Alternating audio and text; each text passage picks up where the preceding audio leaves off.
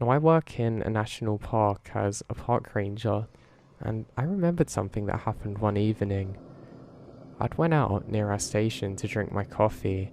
It's kind of a ritual that I had, and it was important for me to stay awake and alert enough to do my job effectively at night, when I hear a really loud crash.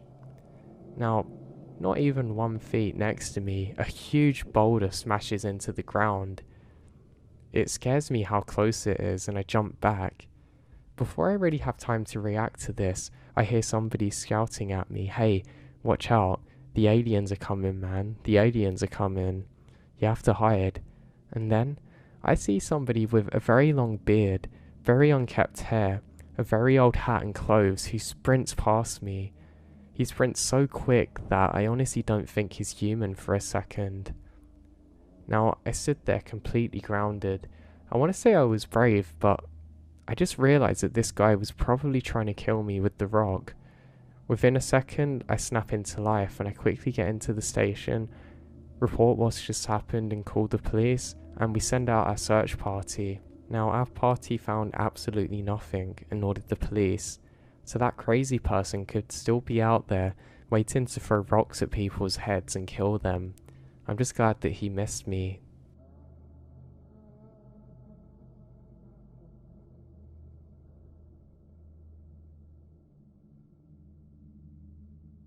Me and a buddy of mine had been called out to go and investigate a tent that was put somewhere it shouldn't have been.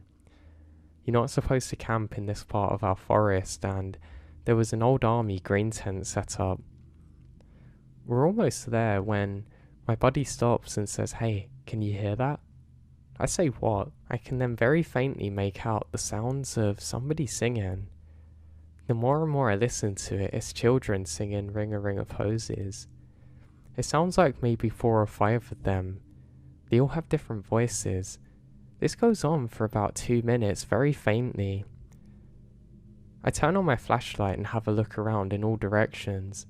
We cannot locate where the sound is coming from. It sounds like it's right next to us. We turn off the flashlights again and it stops, and we think maybe it's coming from the tent. Quite scared now, we go closer and closer to the tent until somebody emerges. We say, "Hey, you're not supposed to be here." He says, "Oh, I'm really sorry. I just needed to rest for a bit." And the guy was actually really nice and said that he didn't realize he wasn't supposed to be. We then ask him, does he know where the singing was coming from? And he looks at us and says no, he was about to ask the same question. He packs up his things and we show him the way back because it's dark. We start to set off and we hear children laughing, just like before. Now, the look of fear I've never seen in the other guys before. I must have had the exact same expression as we realize that something is off. We quickly scan the torches around and very quickly scan the area and can't find anything. We then make it hurriedly back to our relative safety. I did some research at the area and apparently there have been reports of similar things happening before. Children laughter in the night, but nobody's ever able to locate where the sound comes from or the accompanied singing.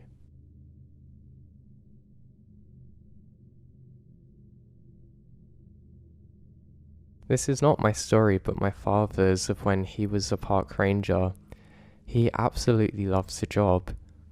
He describes to me how that you could see some of the most beautiful things in the world out there in nature that you almost become completely blind to when you live in a big city. We do live in a big city now, but we're going to change to live elsewhere soon. Now, my father tells me of one experience which really shook him up. Apparently, they kept on finding dolls scattered around. I mean, literally, just randomly there would be these dolls that they would see. They didn't know why it had got there or who put them there, and they seemed to be quite old. In fact, ancient, almost like they were 100 years old. They'd all be dressed exactly the same with a black dress on and short black hair. They always thought it was weird, but didn't know if somebody had left it there, so they'd just put them under trees.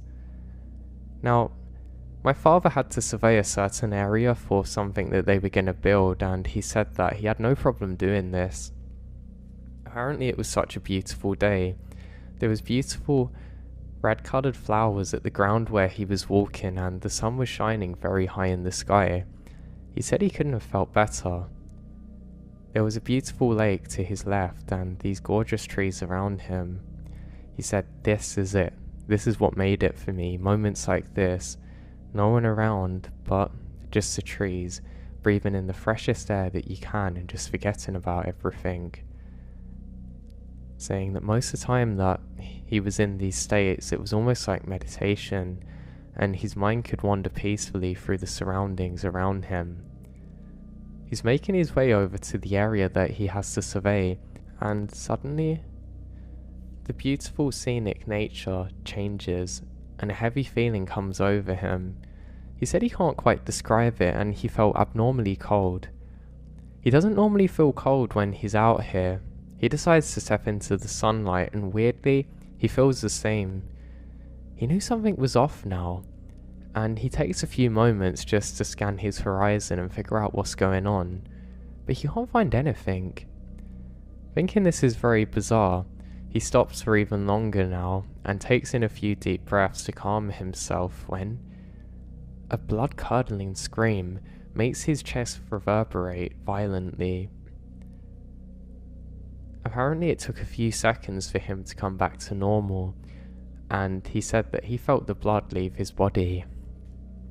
He looked around trying to figure out just what on earth this could possibly be, and then he sees it. A doll has been placed on top of, I kid you not, probably almost 100-foot tree.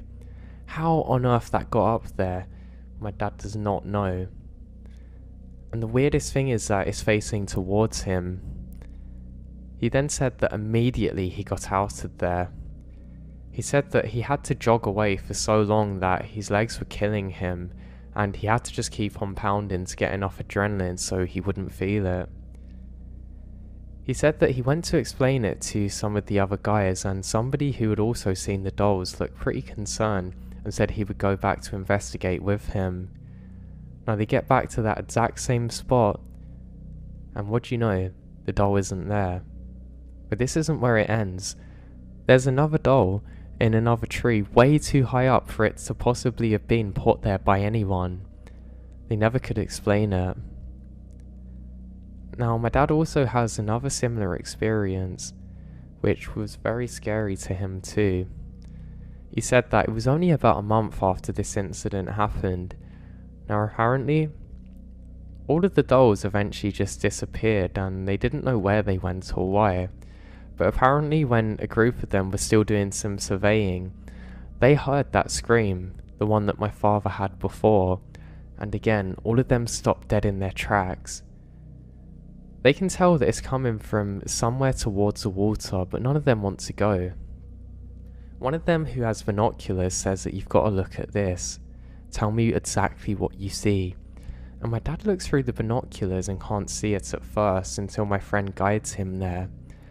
And they see another doll just floating in the center of the lake.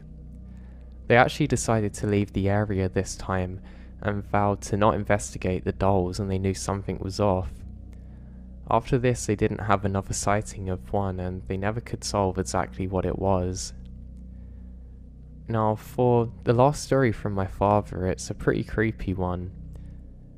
Now, apparently, my dad was training somebody new, and he said to stop up here for a moment, and the other guy threw his bag down. Crash. A really loud metallic sound suddenly reverberates through them. They were both frozen into the spot and can't figure out what it is, and my dad says, "What on earth do you have in that backpack?" They then both look down and suddenly realise that somebody's put a bear trap on the trowel. They were literally only milliseconds away from treading on it, and unfortunately it's got the new guy's bag. Because of the location of it, it could only have possibly been put there intentionally. But who on earth would have put a bear trap on the trowel for somebody to stumble upon? Or maybe they were targeted. They did a good thorough search of the area, but unfortunately could never find anything else. It still haunts my dad to this day, and he's still quite paranoid about where he steps if he's in a new territory.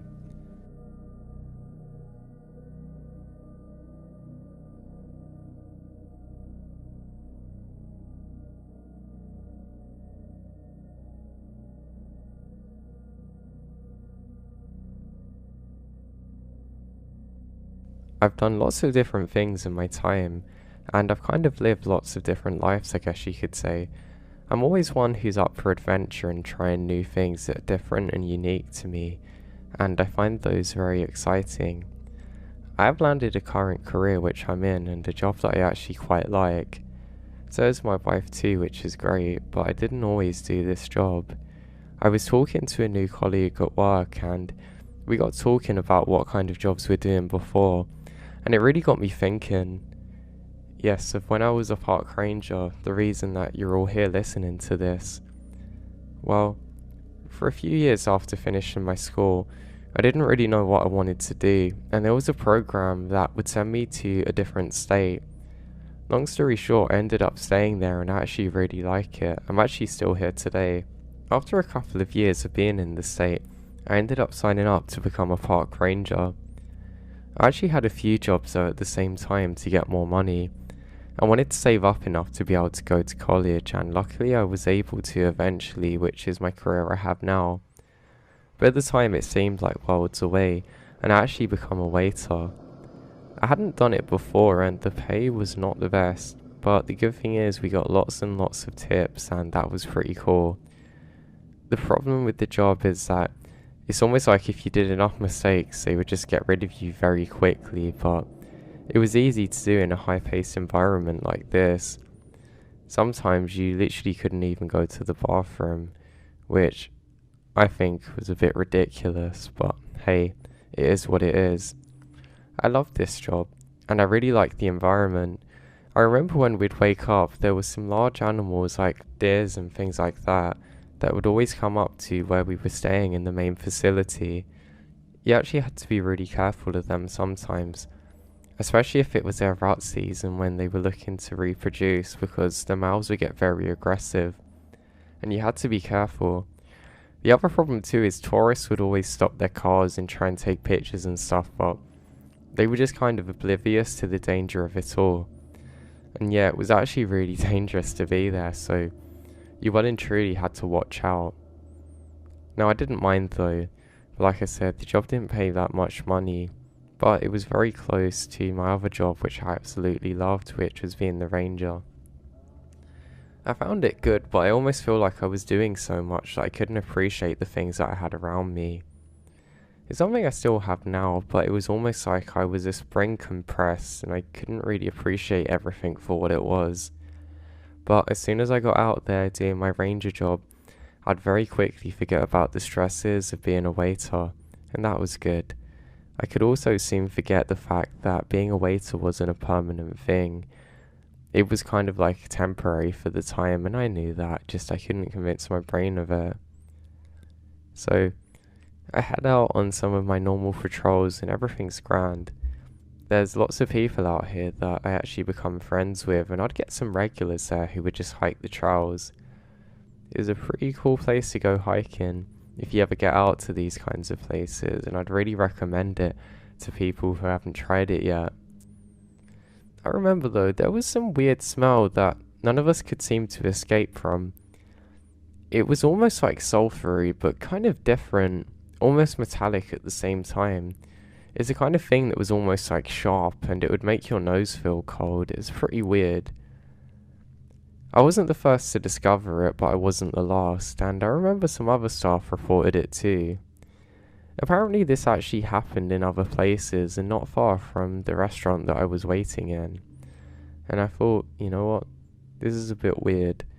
I was quite paranoid and thinking too scientifically in the presumption that it was a dangerous chemical that we weren't supposed to smell but could, or something leaking from the ground. I was paranoid maybe it was radon gas, but I didn't realise that you couldn't actually smell that, and we're in the open air anyway. My scientific knowledge has come a long way since then. Now, eventually, the smells seemed to go away, and things seemed to return back to normal. I was finishing up one of my shifts doing the waiting, and I was washing some dishes, and I noticed something strange. Outside of the window, a bit further away, I could see some kind of faint glow. I don't really know how to describe it. It was almost like a reddy colour, but had more of a green tinge to it. At first I presume it's a fire, but it doesn't act like how a fire would. I don't know, it just felt a little bit different. It looked kind of weird, and a little bit creepy actually. I just convinced myself it was nothing. I finish up on my washing and go outside to see what it is, then I realise that it's gone. I'm pretty sure it's some kind of reflection or something that I didn't realise is there, so I just go back to what I was doing. I remember just thinking, God, I can't wait to just escape and let my mind settle. I was kind of aware of the compression spring thing that I was talking about earlier where I was doing too much, but I was kind of just going with it at the same time, but I knew I needed to get out of there and just have a few hours at least of peace just to clear this up. Now eventually, these smells do pick up again, and weirdly, somebody else reported seeing a strange light in these woods. Now, this particular colleague reported them differently, saying that it seemed to be coming as more of a green embery glow, almost like where a fire once was, or just when you get the embers before something like that's about to die. He said that he just had a weird feeling like something was off. It was like all of his adrenal glands were firing and he just didn't know why. He said the smell was accompanied by it too. So now, I'm pretty convinced that it's just something we should be careful of, but nothing too harmful. I was paranoid again it was radioactive, just because, like I said, not the best at science then. And I thought, well, why else would it be glowing? Or maybe it's some kind of chemical fire, I don't know. I thought somebody had been stupid and actually left something out there and not told us. Or maybe somebody was illegally burning trash or something. And yeah, that was what I went with and a lot of the team did. We were pretty sure people were burning some kind of plastic that they really shouldn't have been, and that would explain the weird characteristics of this light and its glow. Now the thing is, we couldn't find it. We searched for quite a long time, and my god, we get to know the area well, so if there was anything there that shouldn't have been, we would have picked it up, but we couldn't see anything. We even had some cops actually putting in a report that they thought somebody was out there, because they said they saw something strange. They described it as a couple of lights moving and then suddenly vanishing, describing it this time as a kind of purple colour with a green one, but the green remained throughout. I could probably link the colour more closely to almost like a neon kind of green, but it's hard to describe. Now, another strange characteristic of this is that one of my colleagues said that his eyes genuinely burnt when he saw this. He actually got the closest out of all of us to whatever this is. He said that he was probably about 50 feet away, and he couldn't look at it, almost like the way that you can't stare at the sun or bright reflections or things like that. But he said he felt enticed to. Almost like everything went black around him and he just had that to stare at. I even noticed some vision problems too. I remembered after seeing this that I would look at a tree and it just looked like it was artificially placed there, almost like it had a stage light coming down onto it which wasn't there, and it just looked too high definition compared to the other trees. It was kind of trippy but pretty bizarre to pick up, and some of the other colleagues had the same thing too. Weirdly, it was also the same people who smelt whatever that was.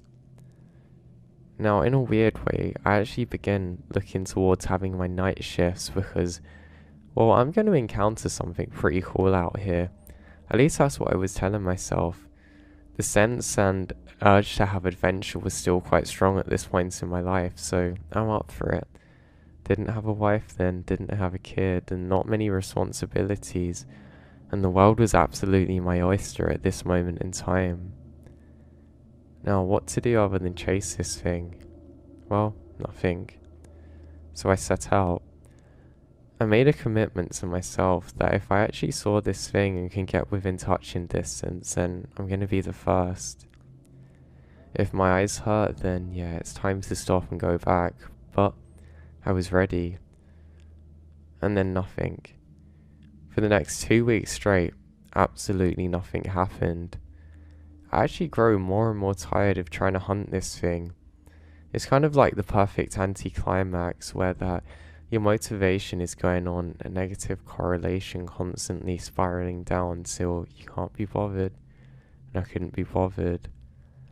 I was actually planning a trip to get away to Europe, and that starts to consume my thoughts and everything.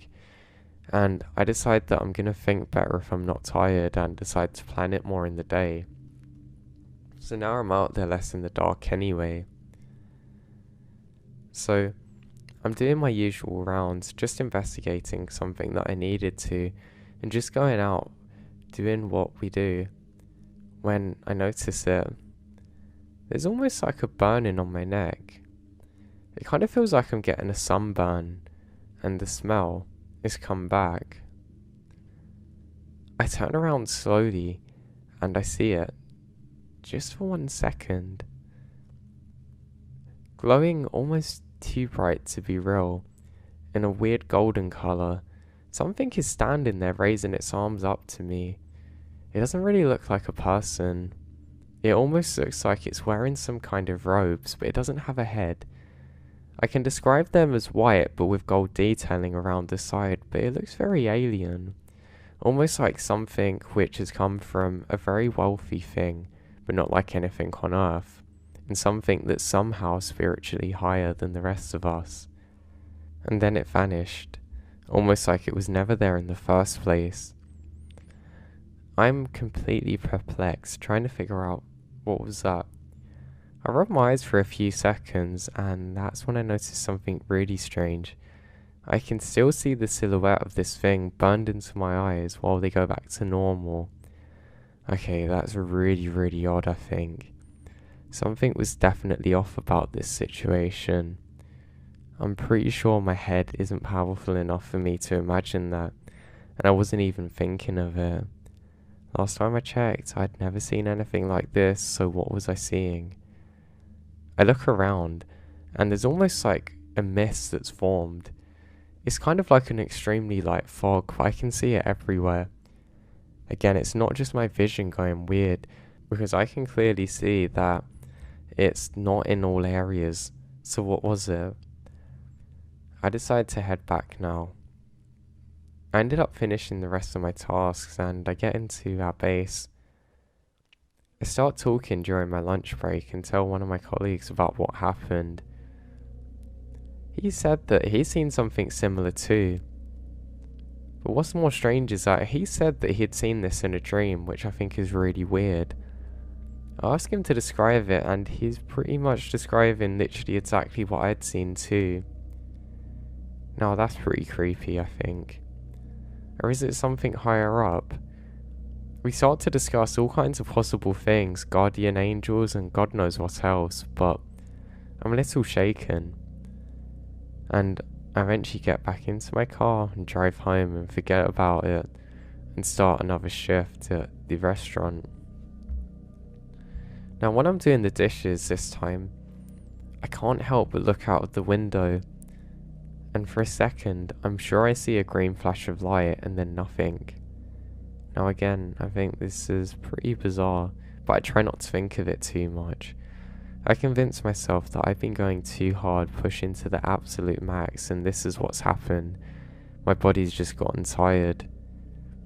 Maybe I was doing too much. Maybe 2 jobs at the same time's not the best for me. Maybe, just maybe, I can slow down for a bit and life will take its hand for me. But I can't do that. I have to keep pushing. But I have to find out what this thing is. It's really starting to bother me now. I wouldn't say I'm naturally an anxious person, but I was starting to feel a bit weird about everything. It almost felt like these strange occurrences were becoming all-consuming. Kind of like the people you get on the ghost TV shows when they say that the ghosts don't leave them, or poltergeist, or, you know, them things. I was getting a bit worried now because I thought, well, why can't I separate from work? Why am I thinking of this while I go to sleep? Why am I seeing it in my head so much? I felt like time was against me and I just needed to get to the bottom of it. So I continue onwards once more. I continue on to another shift, and just as I do so, as I'm handing over from the other guys, they say, "Hey, did you hear about what happened?" I say yeah and talk about a sports event that happened recently, but they're like, no, the light, that thing that you saw, somebody else saw it. I say, what do you mean? And apparently Raymond has seen the same thing as me. He's one of the other staff there. Apparently, he was out there doing his role when suddenly, there's a bright light behind him. He turns around to see a tall figure wearing some white coloured gown, but this time associated with a more green glow. Again, can't see its face. It's too bright where its face should be, and it vanishes within a second.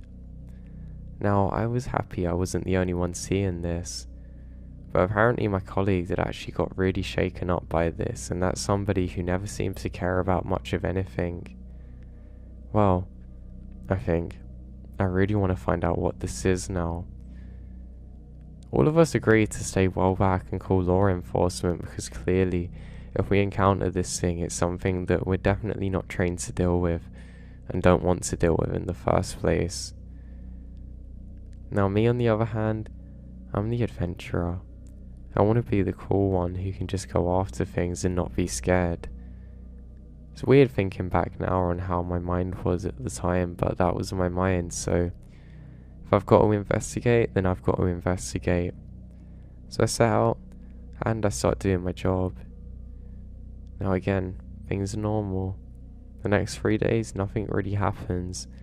The only thing that was a bit weird was the mist seemed to pick up again, but because of the weather, I'm not really sure whether it is naturally occurring or not, but it felt strange. Now, on the 4th night, however, just as the sun goes down, I head out and something feels different now. It almost felt too perfect. The forest was a little bit too quiet compared to normal, and it kind of scares me. I don't know why, it just freaks me out. Something about it was just off. Now, as I set out, I almost have that feeling like when you're in a dream. You know when you get to that fatigue point where your brain's kind of shutting down but you're still going? It was kind of like that. And I'm met with the smell again. I'd genuinely forgotten about the smell for a long time, but here it is again, and it instantly wakes me up. The smell seems to be getting stronger and stronger as it goes deeper into the woods. Now this area that I'm in, you can't actually see much further around the bend because how the path twists. The trees are quite thick at this point in time, so you don't really have much time to react to things or people which will come up on the path or trail behind you. It's okay. Sometimes it's kind of comforting because you know it's the same for whatever else is out there. But this felt different this time. It kind of gives me an uneasy feeling like I need to know what's about to happen next. The smell is ever increasing to the point that I put my shirt over my nose and continue on like that. Luckily my undershirt's quite long so it reaches my nose easily. And I stop in my tracks as I can see a faint green glow. I can't figure out where it's coming from, and I suddenly realise that it seems to be from in all directions now. I realise that I must be right on the trail with this thing, and I continue on until eventually it seems like the green light is fading now. I look around once more, but there's still nothing here for me. Again, but that's when I see it. It's almost blindingly bright. I can see a much brighter glow this time. It seems to be coming from a specific location now and getting brighter every second, and I pivot myself and I'm able to see it now. I'm met with something that's about 7 feet tall, almost appearing to have some kind of green robe on this time, mixed with white and gold, far too bright, and clothes which are flowing as though that they're stuck in the wind but there's no wind.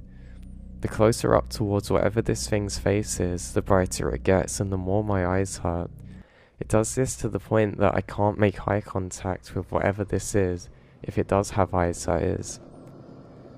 I get this horribly overpowering feeling that whatever this is far too superior to me and can literally do whatever it wants to me, and I can only be here, left to face it.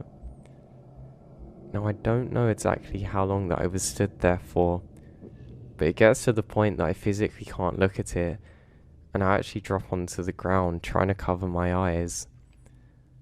It's so bright that I can actually see my bones through my fingers, and just some red around where my skin is, and suddenly there's darkness. I think I went blind for probably about 5 or so seconds because of how bright this thing was, until I'm able to actually see again. I then quickly get up and look around, and everything's how it should be. Just the smell, that awful smell, is still there. I pick up quite a good pace, and I start running out of there fleeing. Luckily I was only about 20 minutes away from the station, and I get there in about 5 minutes or so. I was flat out exhausted when I get back to the station. Nobody else is there and it's only me at this time. I very quickly write down everything that's happened, and I try my absolute best not to panic too much. Now, the more that I calm down, the more I can actually see what I'd seen in my head. For probably a millisecond, I was finally able to see this thing clearly, and it seems to have horns with gold tips at the end and glowing eyes. I don't know what I'd seen, but it really terrified me. I ended up calling my best friend and describing what happened, and he said it might have been some kind of spirit that I encountered. I was very scared, and I actually radioed in to all colleagues in the surrounding areas to look out. Now what was really weird is I get a call to say that I've got to see my friend now. He doesn't say what's happened, but he says that I have to come quick, so yeah, that's exactly what I done. Now when I'm eventually able to make it over to him, that's when he tells me what he saw. He describes it as a tall figure, also with horns, kind of staring at him, and it was an incredibly bright thing and green coloured and glowing, and we both realised that what we saw was the exact same thing. Now in this moment I know that we have to keep going and doing our job, but we saw something really weird. We let everybody else aware of it, and we're hyper aware for what it could possibly be. Over the following weeks, there's fewer and fewer sightings of the glowing embers until eventually there's nothing. All these years later, I still have no idea what I saw to this day. I really hope that I don't ever have to see whatever that thing is again, because I don't think I'll be strong enough to stand to it this time.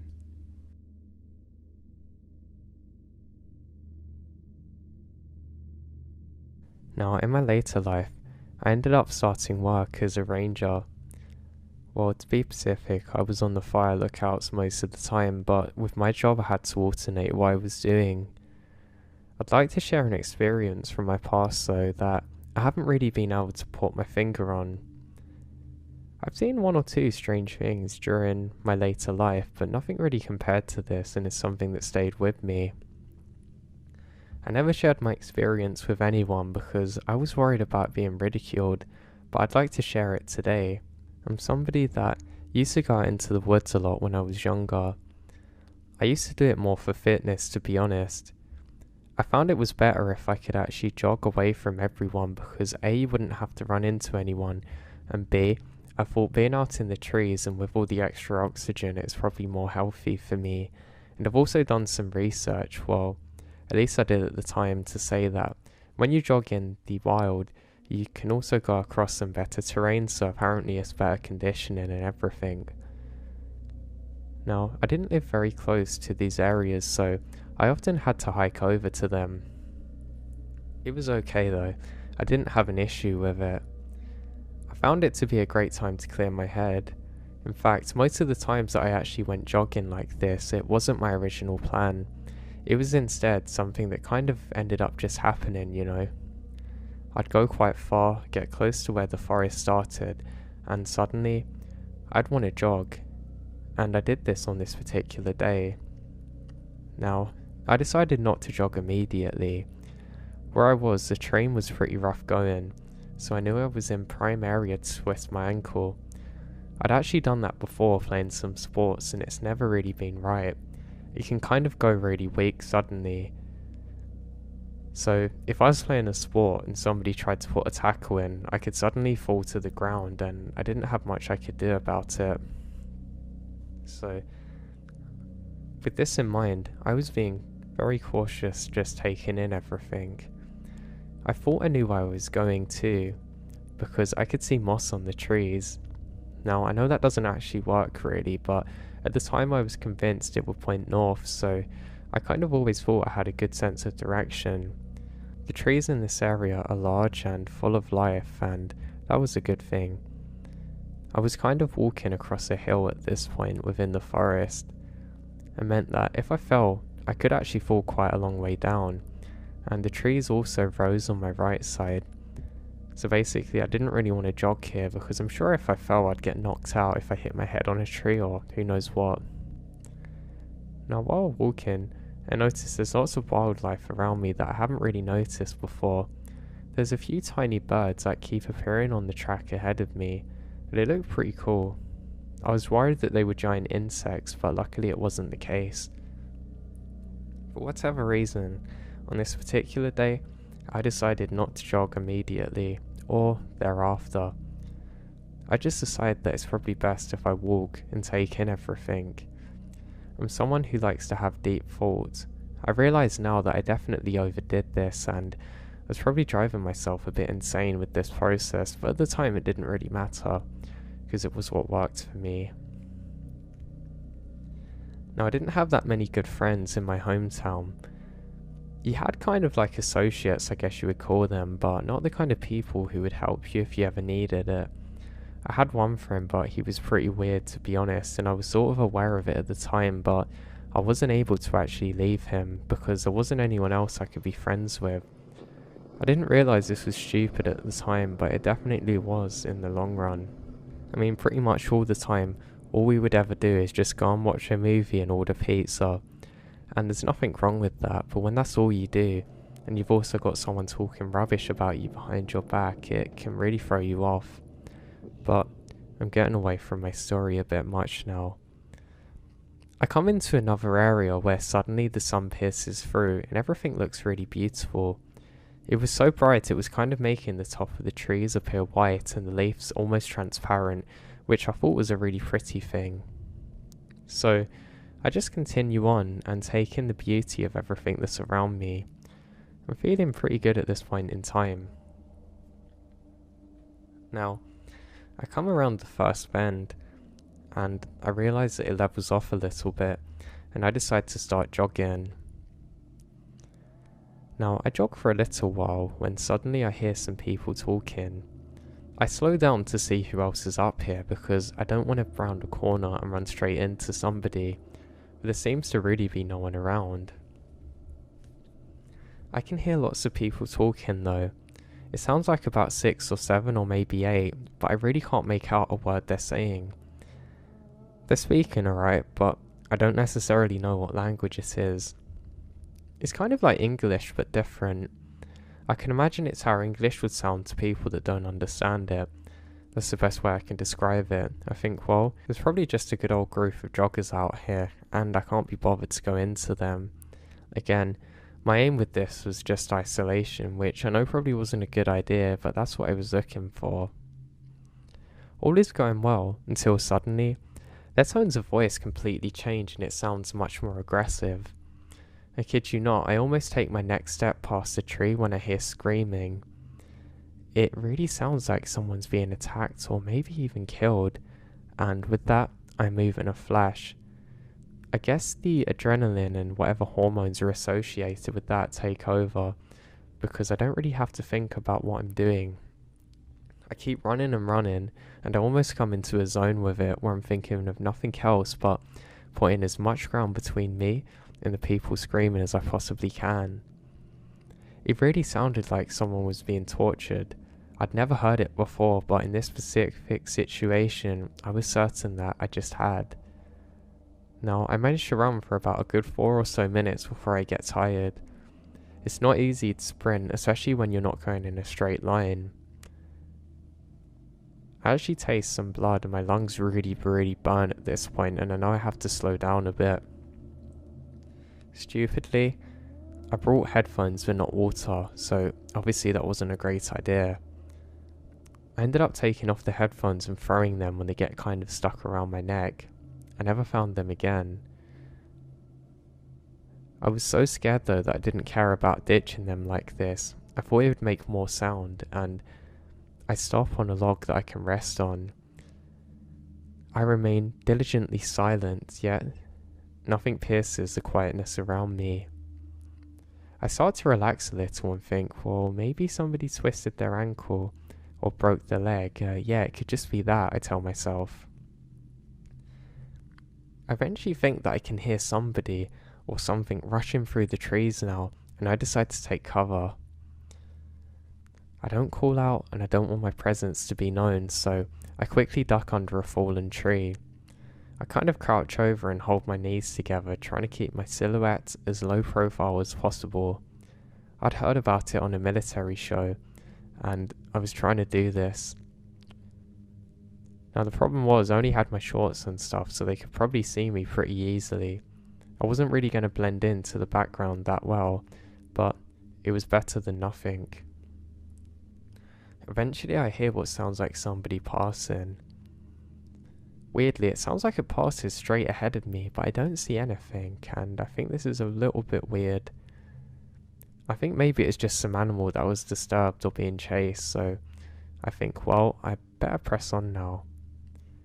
I was just trying to get as far away as I could, and I knew that if I continued this way, there was a good chance that I could follow it around in a big kind of like circle, and eventually get back to the relative safety of exiting the tree line. I was looking forward to this because I was actually starting to feel a little bit shaky. Now it's worth mentioning that I wasn't actually shaking because of fear. I was actually getting a little bit shaky because I was quite hungry now, and I must have depleted all of my resources doing this. So I really wanted to get back. I realised that I have one kind of snack bar with me, and I devoured that instantly. God, it felt so refreshing in that moment. Eventually, my thoughts decide that they can settle in a bit, and the rational part of my mind takes over and says, hey, it's probably just a group of hikers who aren't from here, and one of them probably broke their leg.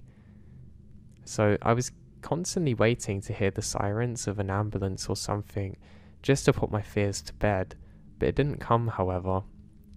What did instead was the realization that all of my senses are being heightened. Now, I realized suddenly that there's a tree stand not too far from where I am. I think, God, wouldn't it be great if I went up that? I think at least now I can actually get a perspective of what's around and maybe calm myself down a bit, so I make my way over there. I seem to be acutely aware of everything though in this situation, and I take a few steps up the ladder for it, and I realise that I should probably step down again. I can hear something, and I can see movement of trees and foliage moving not too far off from my west. So I take off running. I'm doing a jogger's pace. Now, I'm quite quick to be honest at this, and I'm able to maintain it forever, so this is what I do. I'm not in enough of a panic state to start sprinting again, and I know that I'm not going to be able to sprint for too long, so I decide that this is probably the best thing that I can do now. Luckily, the trail that I'm on now is much more even, and there's not all big rocks everywhere that I can probably trip over, so I'm feeling alright. Now, I picked this pace up for quite a long time. It was probably about 20 minutes, and I'm literally halfway back to where I need to be now. But with a quick glance over my shoulder, I realise that there's still movement. And when I hold my breath for long enough, I can hear that there's something coming behind me. I keep up this pace, trying my very best to get away from whatever this is, but it doesn't seem to be losing me. And then, it's accompanied by more voices. It sounds like those people I heard earlier. They're not speaking very often, but almost chanting. It really sounds like an angry mob is coming after me, or whoever that is behind me, but it seems like the thing behind me is latched on. I jog probably for another 10 minutes, and I'm not that far away from where I need to be, and that allows me to let my guard down a bit. And I stop and turn around, ready to face whatever it is that's been after me. I think maybe it's some kind of crazed jogger that's out here, and they're trying to get them to safety. I just don't know what it is. But the moment I stop and turn around, like literally the second my back turns and I can see, suddenly there's nothing. Silence once again. Now I'm getting a little bit creeped out now, because I think, well, it probably wasn't no animals, but I guess it could have been, but why did they just stop? Which again makes me very aware that they seem to know where I am. Again, I could just be doing this through coincidence because of the path that I'm on, but something felt really weird. But suddenly the feeling of being followed escapes, and I decide that I should climb a tree. I know this is pretty weird to say, but for whatever reason I decide that I'm going to get a pretty good perspective of what this is, and I can probably get out of sight, especially if I can go high enough. I'm not a very good climber though, and this proves to be more of a challenge than I expected to find, but I'm able to do so. Now, eventually, I make it up the tree, and I decide just to stay here to catch my breath. I think it's called epoch or something, but it's when you have oxygen debt. I learnt about it a lot later, but basically my body was trying to get rid of the carbon dioxide, which had built up from running for so long. And I think the lactic acid has set in because my calves were absolutely obliterated now. I'm probably not the best in terms of actually having muscle mass, I'm still not. And I always thought this was going to be a higher association with things like this, but it felt like my legs were just absolute jello. I tried to move my legs around a bit now, but as I do so it makes the tree make a really loud sound. It's almost like something out of a comedy special, as I realise that my stupidity is starting to make the tree collapse on itself, or at least on the branch that I'm on, and I decide not to do that. But now, I can feel it. Something has locked onto me. It's kind of like a predator about to pounce, and I'm not the predator. I can hear something coming now, and I look around, and that's when I see it. I can only describe it as a person, but not how a person should look. What I was looking at was some kind of nightmarish figure. Where the skin should be is all red. There's no hair, just red everywhere, and some kind of liquid dripping off. And this thing with these horrible dark eyes makes eye contact with me and starts to walk towards my tree. I suddenly grip the tree extremely tightly, and I actually start bleeding from this but don't realise it. This thing starts walking towards me. I look around to see if there's any more, but as I turn back it's gone. I didn't realise it, but I went into complete shock at this. I actually slid halfway down the tree and eventually thud at the bottom. Without thinking about it, with my bloodied hands, I crawl over to a rock and hide under it. I don't know how long I was here for, but it took about an hour or so before I snapped out of it. I can't tell you what I'd described without tearing up in person, but it was like something from completely out of this world. Maybe it was a demon, I didn't know. I just knew it was time to get on the move again. This time when I get up, there's no uneasy feeling like I had before for some reason. I just feel completely drained, almost like a truck's hit me. Everything in my body hurt, and I was shaking. With my hands now shaking next to me, I pick up a light jogging pace, which eventually becomes a full sprint, until I get out of the woods. I couldn't bear to look behind myself, and instead, I just keep going forwards. I'm really shaking now, and for whatever reason, whenever I saw other people, it didn't bring any comfort to me, and everyone seems to be staring at me weirdly.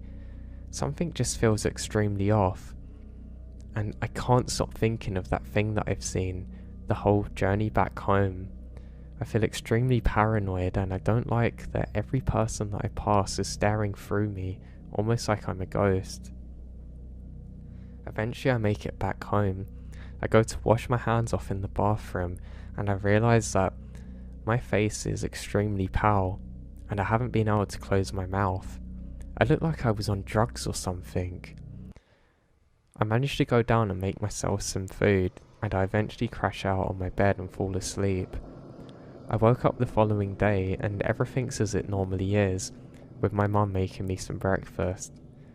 My mum commented that she thought I was unwell, and asked what I'd been doing the previous day, because I shouldn't be that tired, and I couldn't bear myself to explain what I'd seen to her. Instead, I just say, oh, nothing, I just went on a big hike and hurt my ankle, and she says, oh, let me look at that for you. Now in this moment, I kind of go on autopilot with my replies, and I can't really think much about what my mum is saying to me. I just want to escape from what happened, and eventually, life went on, and I buried that in the back of my mind for a long time, even eventually becoming a ranger. But that thing, I'll never forget it. Sometimes when I'm on my fire watches, I actually get really paranoid that I'm going to see that again. I don't know if anybody knows what that could have possibly been, but I'd be very interested to know if anybody's had any similar experiences to that. I can only describe it as a demon that escaped from hell and for whatever reason was latched onto me. Thankfully I haven't seen it since, but I can't be certain that I'm not going to see it again.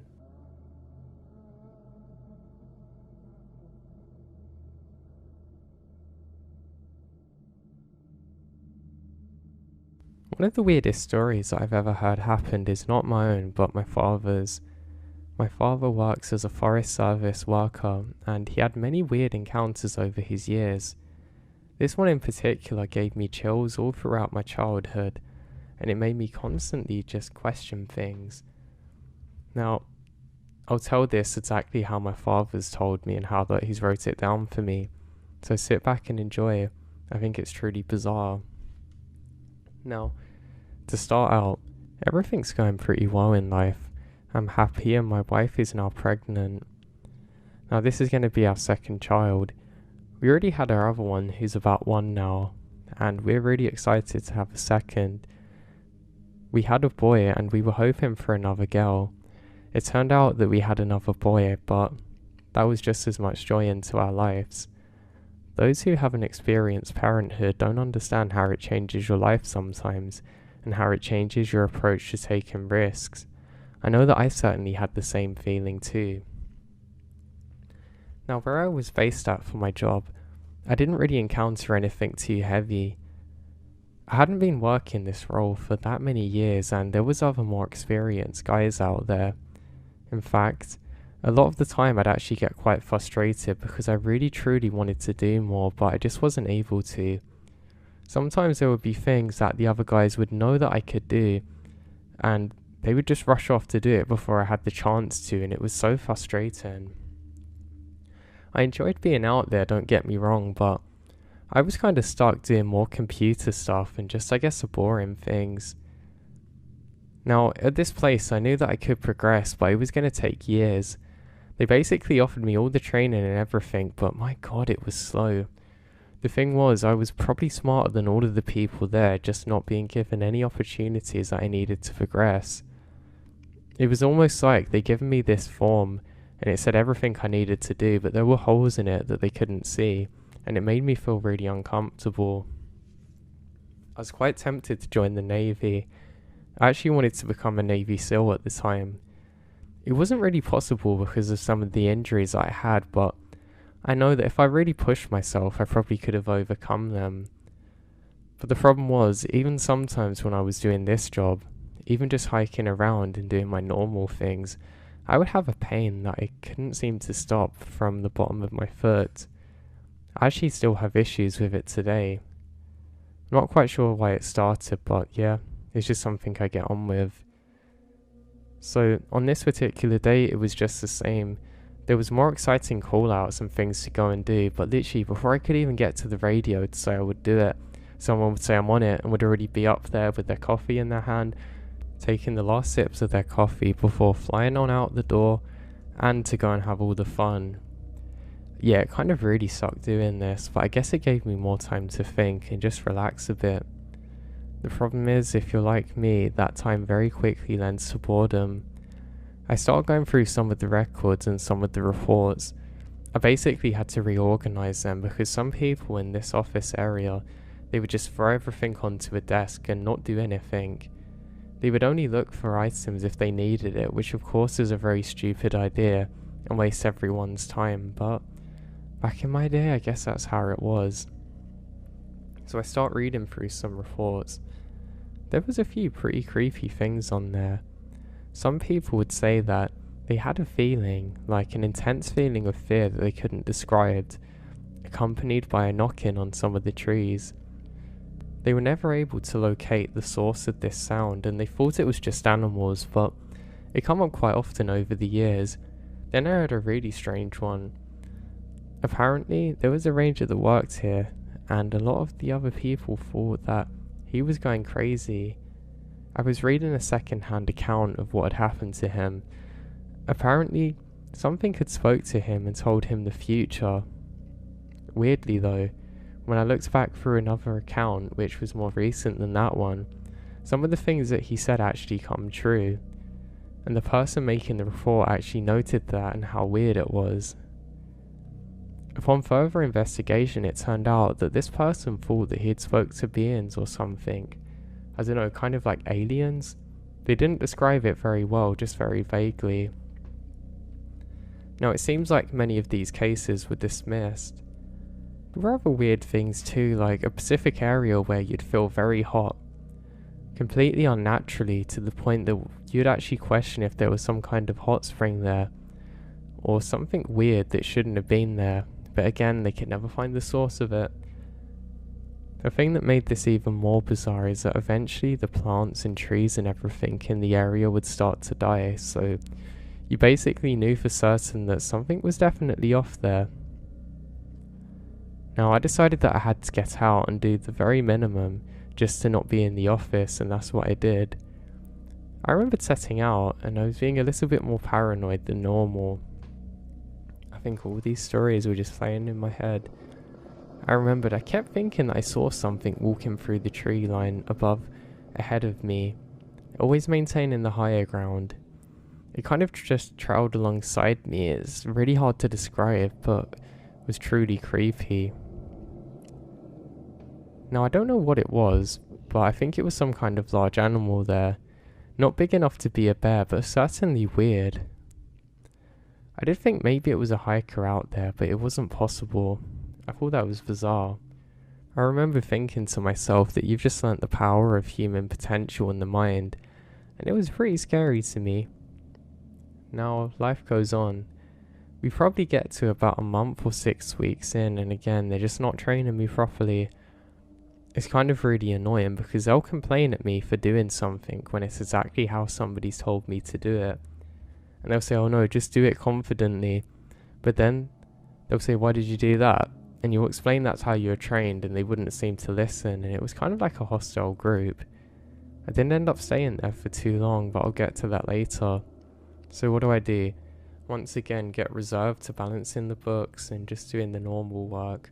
Now this is actually at a time before we had computers, so it did make days very boring too. The problem I found is that some people just did not have good handwriting. I've never been the best at reading others' handwriting, but especially in these situations, my god, it was like some of these people had honestly made an effort to write as illegible as possible. And again, if you can't read it, they complain, so I kind of become an expert of reading these things eventually. And again, every so often there's weird reports. I realise too, quite often when it's recorded, people just think, oh, it's the other guy not paying attention. Maybe he wants everyone to look at him and stuff like that. At least that's on the report conclusion, but I had a feeling that something was off when I kept on seeing the reportings of some kind of beings out there. This spanned over a number of years too, and long before I was there.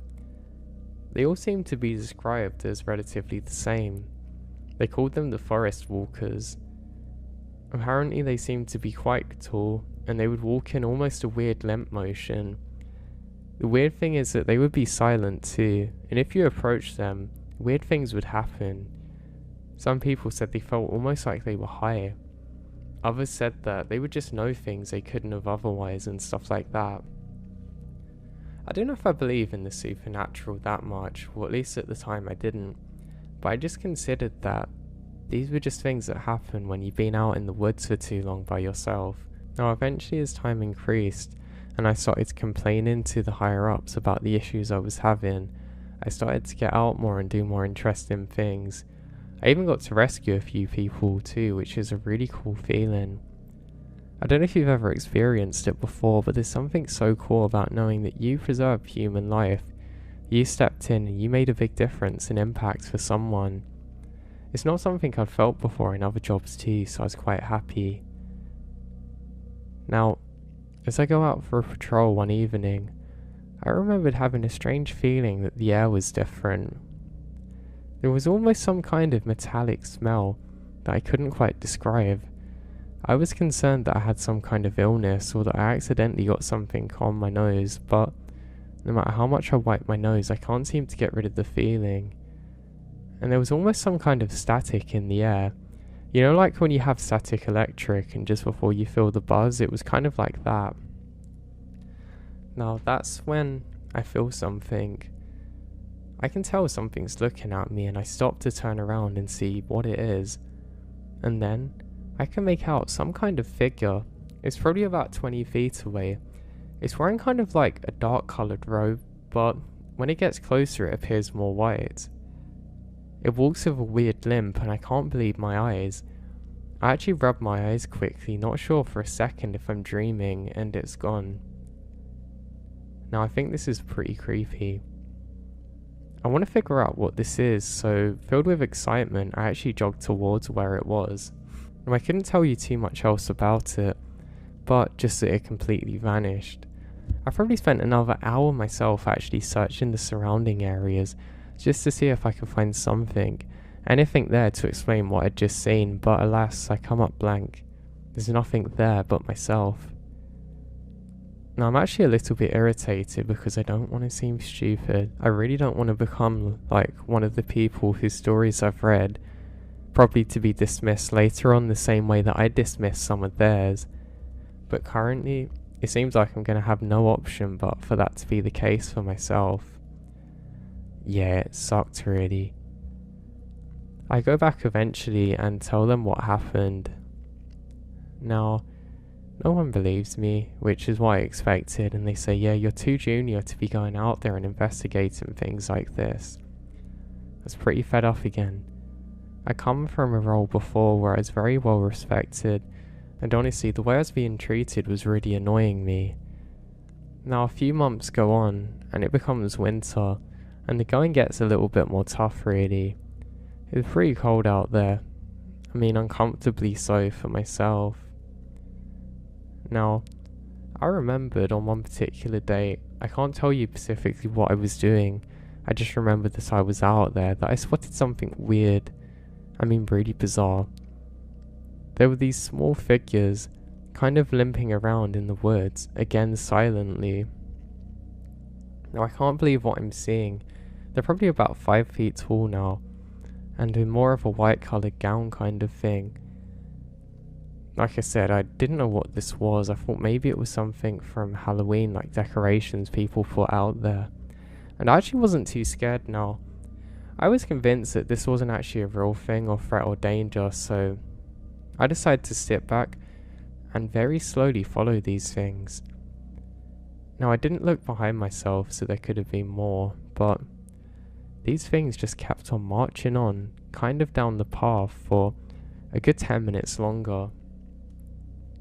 Now they never once seemed to notice me or so much as turn around, so again, I'm still not entirely sure what I'm seeing, but I think it's some kind of Halloween decoration that someone's playing around with. I don't know, it could be a cult, it could be anything, but I'm not too worried. I don't know if it was the size of them or what, but I just wasn't concerned. Also, there seemed to be nature interacting normally around, so that meant that these things weren't a threat, at least I thought. So this continues on until eventually they all stop at something. I stopped too, and I can see about 4 of them. I was incredibly curious as to what they were looking at, but there's no real way for me to be able to see where I'm based currently. I get closer and closer and realise that I'm going to have to take the long way round now to figure out what it is. I decide to take a stealthy approach, and I try and walk very slowly through the foliage and get around. I do make it to a pretty good horizon, and I can see in front, and I still can't figure out what they're looking at. Now I'm sure these are people now, so I become a little bit more confident, and I walk down even closer to where they are. Eventually, I ended up crashing through some of the brush, and I decide that I'm going to be more present now. Obviously these people know that I'm here, so what's the point of trying to hide away from them? I go a little bit quicker now, and eventually go round to where I think that they're facing, and I can't see their actual faces. It's kind of just dark where their faces are completely covered up in something. Now, I crouch down to get a better look at them, and suddenly, I can hear voices in my head. They don't sound like voices I've ever heard before too, and it's almost like my own voice but different. And I keep hearing different things that haven't happened yet. I hear about the birth of my son and know that it's going to be a boy. I know exactly what he's going to look like, how my career's going to go, what my wife's going to do, and some of the hardships that come up and who's going to pass away in my family. It actually makes me incredibly emotional at this point, and I almost feel like it's too much and start to cry a bit. I ended up kind of just becoming overwhelmed with my emotions, and I fall back into the dirt and stare up at the sky. The sky's very bright today, and it actually looks quite nice. After a moment, I kind of stop hearing the voices so much. They kind of just slowly fade out, like somebody slowly turning down the volume on a record, and I get up. I realise now that whatever these things are has gone now, and I'm just here alone, very confused as to what's actually just happened to me. I get up, and I'm sure there's going to be an explanation for this. I ended up scouring around for probably another hour and a half until I conclude that nothing's here. That's when my panic finally catches up with me, and I decide that I need to get back as quick as possible. I start making my way there.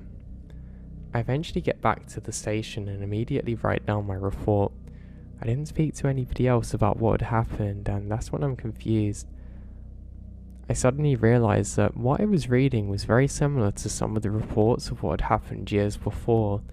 The ones where that people had considered the guys that were reporting it a little bit crazy or seeing things. And for that reason, I actually took the report and ended up throwing it into the trash. I didn't want my colleagues to think I was crazy. I mean, I didn't like most of them to begin with. I knew that this was going to hurt me moving on to the other areas that I wanted to work, so there was going to be no benefit of me actually posting this. And I ended up moving on and working as a ranger in different areas and doing different kinds of roles too, even being a fire service worker. Now here's the weird thing. I only realised it much later, but I did have a son, and he looked exactly like I knew he would. The job that I changed into is exactly what I heard I would. My wife's role too. Also, some family members that died, they were the exact people who I was told would do so as well. Now suddenly I felt kind of a weird fear come over me, almost like a wash and flood of emotions coming back, realising that something had contacted me back then, and for whatever reason wanted me to know what was going to happen. I can't put my finger on why this happened or how it happened to me. I just know what I saw was real, and that I wasn't the only person that saw those kinds of things out there. Lots of my other colleagues had experienced some very similar things, and I just don't know what to make of it all.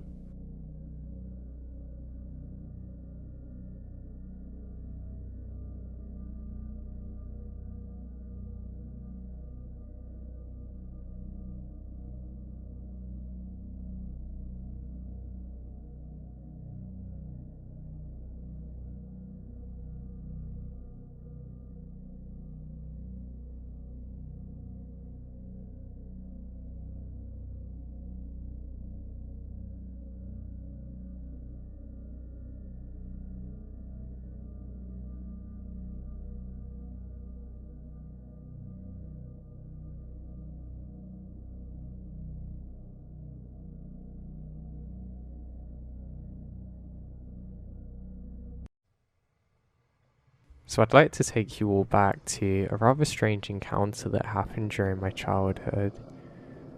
Now, I'd been a Boy Scout for a while, eventually leading to my career as a park ranger.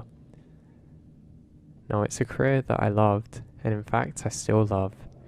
A lot of people think that I'm going to have lots of weird stories that happen while working in the forests, and I do to a degree, but nothing that I think can't really be explained. There was some weird sightings. I mean, the strangest thing was probably what was potentially a UFO, or maybe a government aircraft or something, but other than that, it was nothing that the mind couldn't take pondering of and actually solve. I did have something stranger that happened when I was much younger. Now, I had a group of friends, and we all lived in the same area. It was really nice where we lived.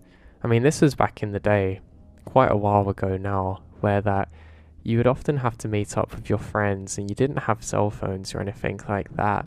So if ever you wanted to go outside, you had to organise it really well. That wasn't too much of an issue though. Luckily for us, we lived really close to a big forest and some big parks. Basically lots and lots of greenery, so that was really nice. Yes, I have so many fond memories of the beautiful summer days being out there with all my friends, just having a ball of a time.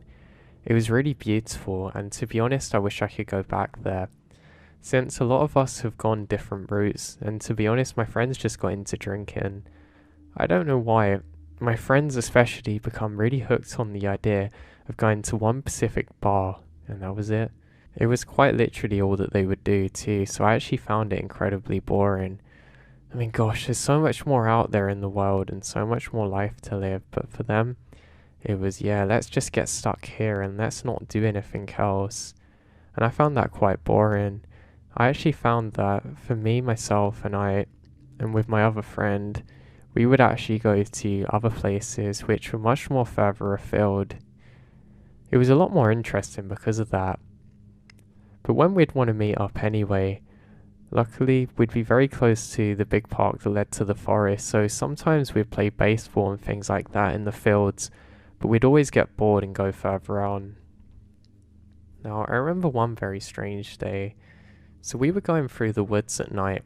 We were basically way beyond the time that we're supposed to go to bed, and it was pretty warm out because this is during the summer, so we felt safe out there. One of my friends said, "Hey, do you see some people coming there?" And we kind of panicked a bit thinking it was cops because you're really not meant to be in here at night, and they police it incredibly well to make sure that nobody else actually comes here. So we all ducked down and kind of panicked a bit. That's when we realised something was different about these people. These people were carrying something. It seems quite heavy. One of them has like a torch. It's not actually a normal torch like a flashlight. This is actually somewhat fire-based. I don't know what it is, but it kind of looked like one of those medieval ones. I think this is bizarre. And then what's really strange is that another appears, then another, then another, and another. I mean, literally, there was probably about 20 of them. It was really harrowing, especially being so young and not knowing the area that well. They seemed to be going across a bridge into a much deeper part of the woods. And again, this is just scary to us. We don't know who they are or why they're out here. We stayed down for a while, but eventually decided to bolt and run. One of my friends lets out a scream, and I was fixated on them, and I realised that all of them, all 20 or so, stopped dead in their tracks and seemed to face towards us. Yeah, now I was scared. We all start running out there screaming for our lives. We eventually get back to safety, and I guess just things go on like normal, so we're not really thinking too much of the whole ordeal at this point. I just think, yeah, I'm really happy I've got actually into safety and not had to suffer whatever it is, but it shook us up a lot. A lot of us didn't want to go back to that place, but eventually we decided that we would. So we basically go on like normal and just enjoy our childhood there. There was an island which we'd known about, which we couldn't really make it to most days. Sometimes in the summer, you could kind of make your way there without getting too wet, but we'd have a really good time there. I remembered one really funny thing that happened is that we decided to tie up one of our friends there onto a tree. Yeah, that's the kind of fun that we used to have when we were young. So we're doing that, and we all head back to go home. And that's when we realise that we forgot about Billy. Billy was tied up to the tree on the island. He probably presumed that we were coming back because he didn't make any sounds or fuss or anything, so we're kind of like, oh, whatever, he'll be fine. But we know we have to go back and get him. When we get there, he says, that's really weird. I say, what? He said, well, I thought you guys come for me much earlier. I kept quiet to try and scare you. It was like you'd forgot where you tied me up. We all looked at each other confused and said, no, we didn't. We went and forgot. After getting the initial frustration out of his system, he suddenly looks a lot more scared. I say, Billy, what's wrong? And he kind of shakes his head and doesn't move too much. I say, what happened, buddy? He then says, I thought there was a group of you coming to rescue me and you were just searching everywhere. It's like you knew I was here but you couldn't find me. He then goes very quiet and we all do. Now at this point he's still tied up, so we release him quickly. And none of us really said anything on the way back. I mean, we thought that he was probably just trying to annoy us for not actually coming and get him sooner. But he was incredibly quiet. In fact, he didn't come out with us again after that, and we all thought that was kind of sad and strange. We all just thought that maybe he was a weird kid or something, and didn't really think too much of it. But we gave that island a name. It was Dead Man's Island. There was something weird about it. I mean, yeah, we're just kids, but it was definitely odd. So we go on again, and things are pretty much normal. School would start up, and I eventually got kicked out and had to move to another one for fighting and stuff. I was a little bit reckless back in the day. But eventually, life goes on and everything's normal. But I was still able to meet up with my friends because I got a bike. I was so grateful for that because it gave me so much freedom. And we're actually riding through the forest as a few other friends also have bikes now. There was actually an issue where these things would get stolen, so we basically made it a habit to tie them up to trees and stuff, actually with the same rope that we'd found and used to trap Billy that time. So this happens and we go to play a few games and eventually ended up playing baseball again.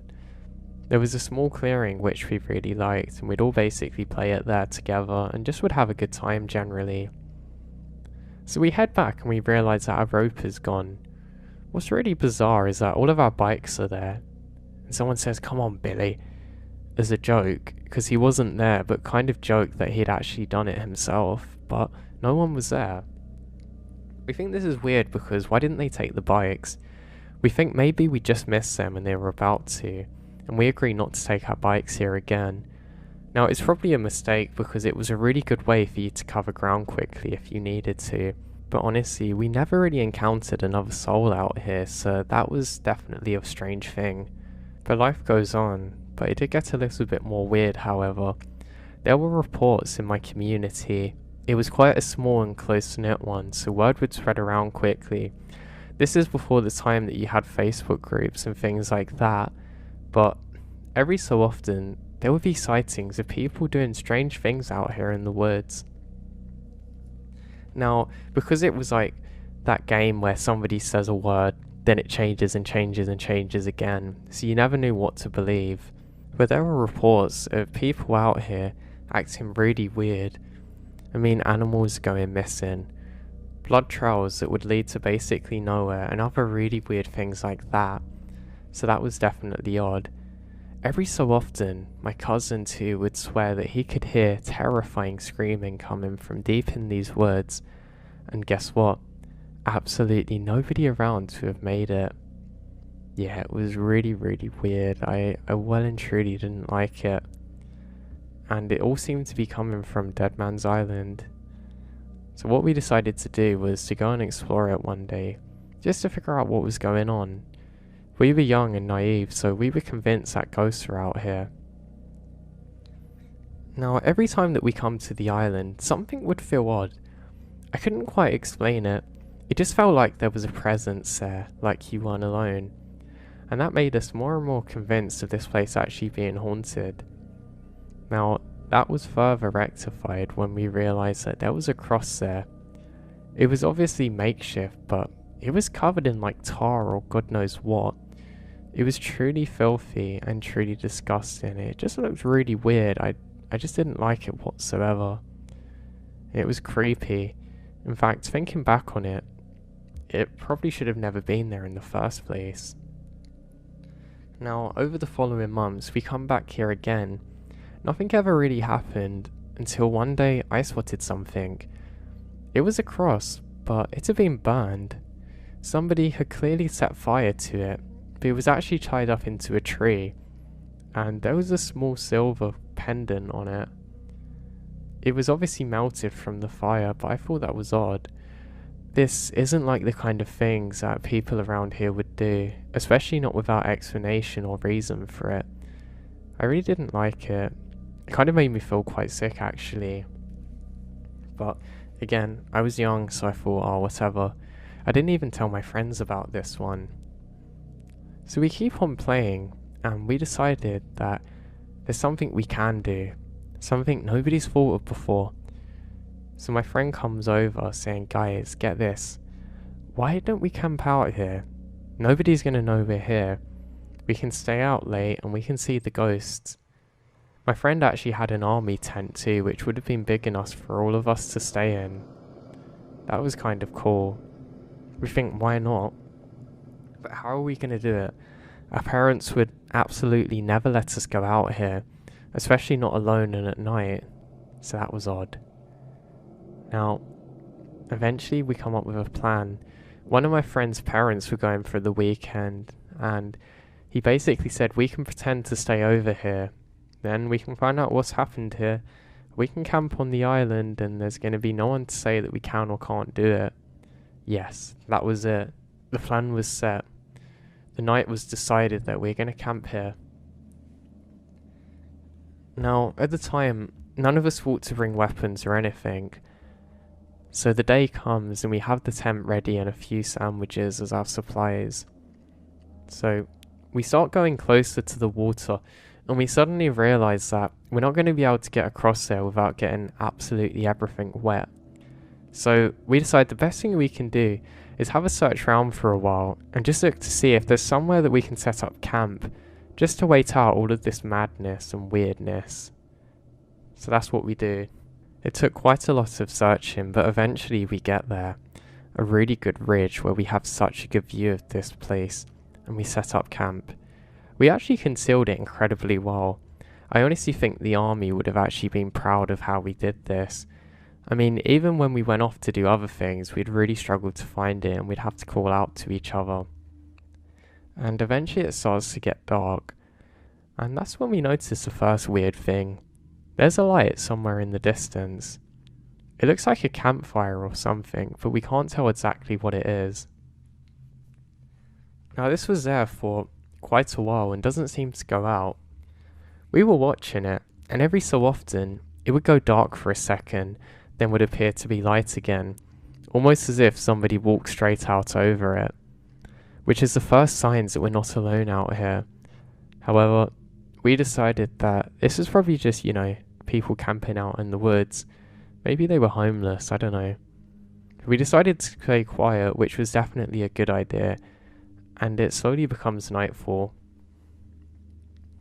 Now, after a while the fire eventually goes out, and we can hear something. It's a hacking sound. It sounded like somebody was trying to chop a tree down, very periodically whacking at something, sounding like it was maybe with an axe. And eventually, there was a crushing sound, but it didn't sound like a tree had fallen. Oh no, this actually sounded like a pumpkin or something had just been smashed open, which again was really weird. But what can we do? Nothing, so we just have to wait it out now. Now, after not too long, there's more silence again, and that's when my friend notices that there's movement coming up ahead, and it's from the island. We now realise that there's something moving in the water. Being stupid, I thought maybe it was an alligator or something, because that's what it sounded like, just a slosh slosh. Then eventually, we could see a few people sitting on a boat moving with something.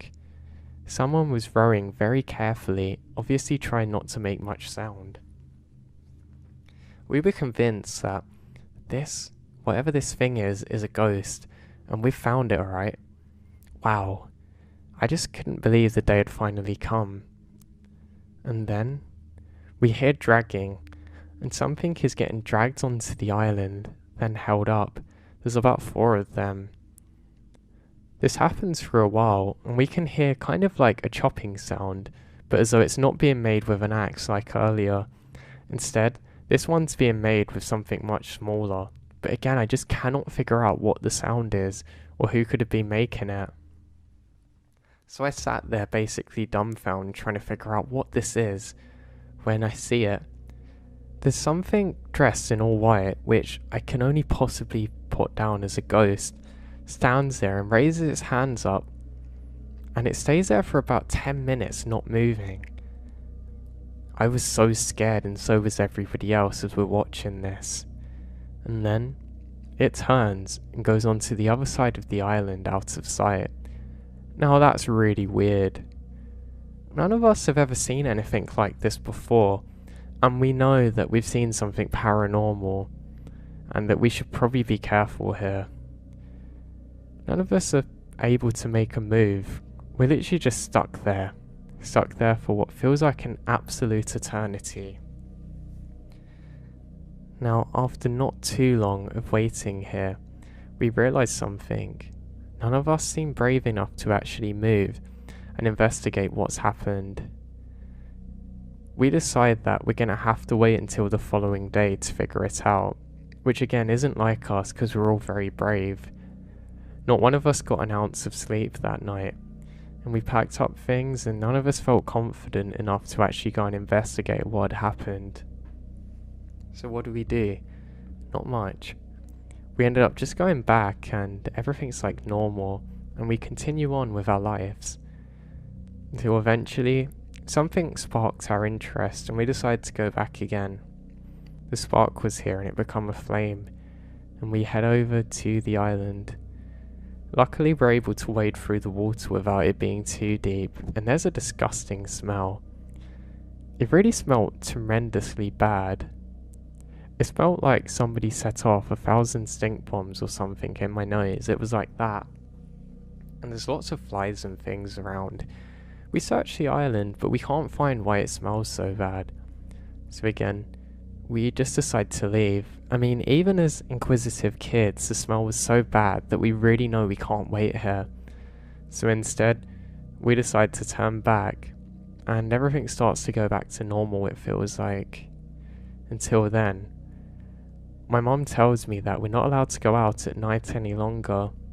I keep asking why, what's wrong, but she doesn't tell me. However, I know my dad's coming back home in a few hours, and my dad doesn't care so much. He's going to tell me what's up. So I wait, and eventually my dad's car pulls up, and I think to myself, yes, finally, let's figure out what happened, as I feel overwhelmed with excited emotions. I want to know what's going on. Why is everyone acting so weird and secretive? I watch the headlights as my dad comes in, and then he comes in, and also looks a little bit concerned almost. I say, Dad, what happened? Dad. But he looks at my mom and doesn't say anything. I realise that he'll probably tell me once she's gone to bed, so I wait. I wait and wait for what felt like probably an hour, but was realistically 30 minutes or something.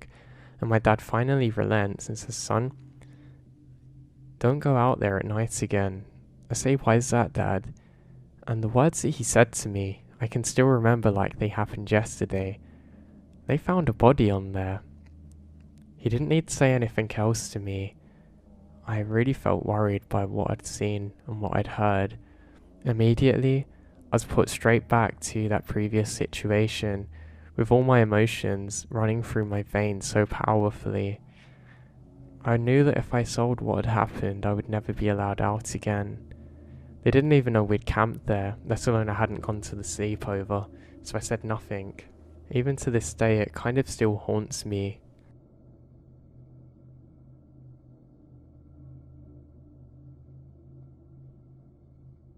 Now my ex-boyfriend and I did a rainforest walk which drops down to the bottom of the forest. There's no other cars in the car park, and we didn't come across any other hikers, so we basically got it all to ourselves and had a great time for the most of it. As we were walking up, my ex was ahead of me and suddenly stops, raising his hand, signaling me to stop with him. So I look up and there was a woman staring straight ahead of us. She looks normal, but I have a chill when I see her. She had dark brown hair, which I only noticed because it really strongly contrasts against her cardigan. Now, it was bleach white and goes down to her feet, totally clean like off the rack. I thought about how ridiculous it was for her to wear it while hiking, so we stood there totally motionlessly, just staring at her for what was probably 30 to 40 seconds, but what felt like a lifetime. We didn't immediately feel threatened, but there was no way I was going to take a step towards her. Instead, I felt this weird kind of stillness, as though the forest and time around us frozen. She finally turned around and started to walk slowly up the trail. We watched her and waited, not saying a word to each other until she was well out of sight and we began walking. The car park was still around half an hour away and we walked in silence, but both of us are on edge, trying to listen for any suspicious sounds. Didn't see her or anybody else on the rest of the trail, and there's still no cars or anything when we returned.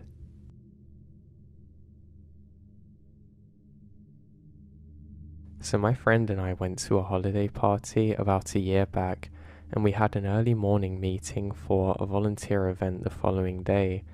It was around 12 to 1 a.m. when we decided to leave the party, but my friend realized that she forgot to buy drinks for the meeting in the morning.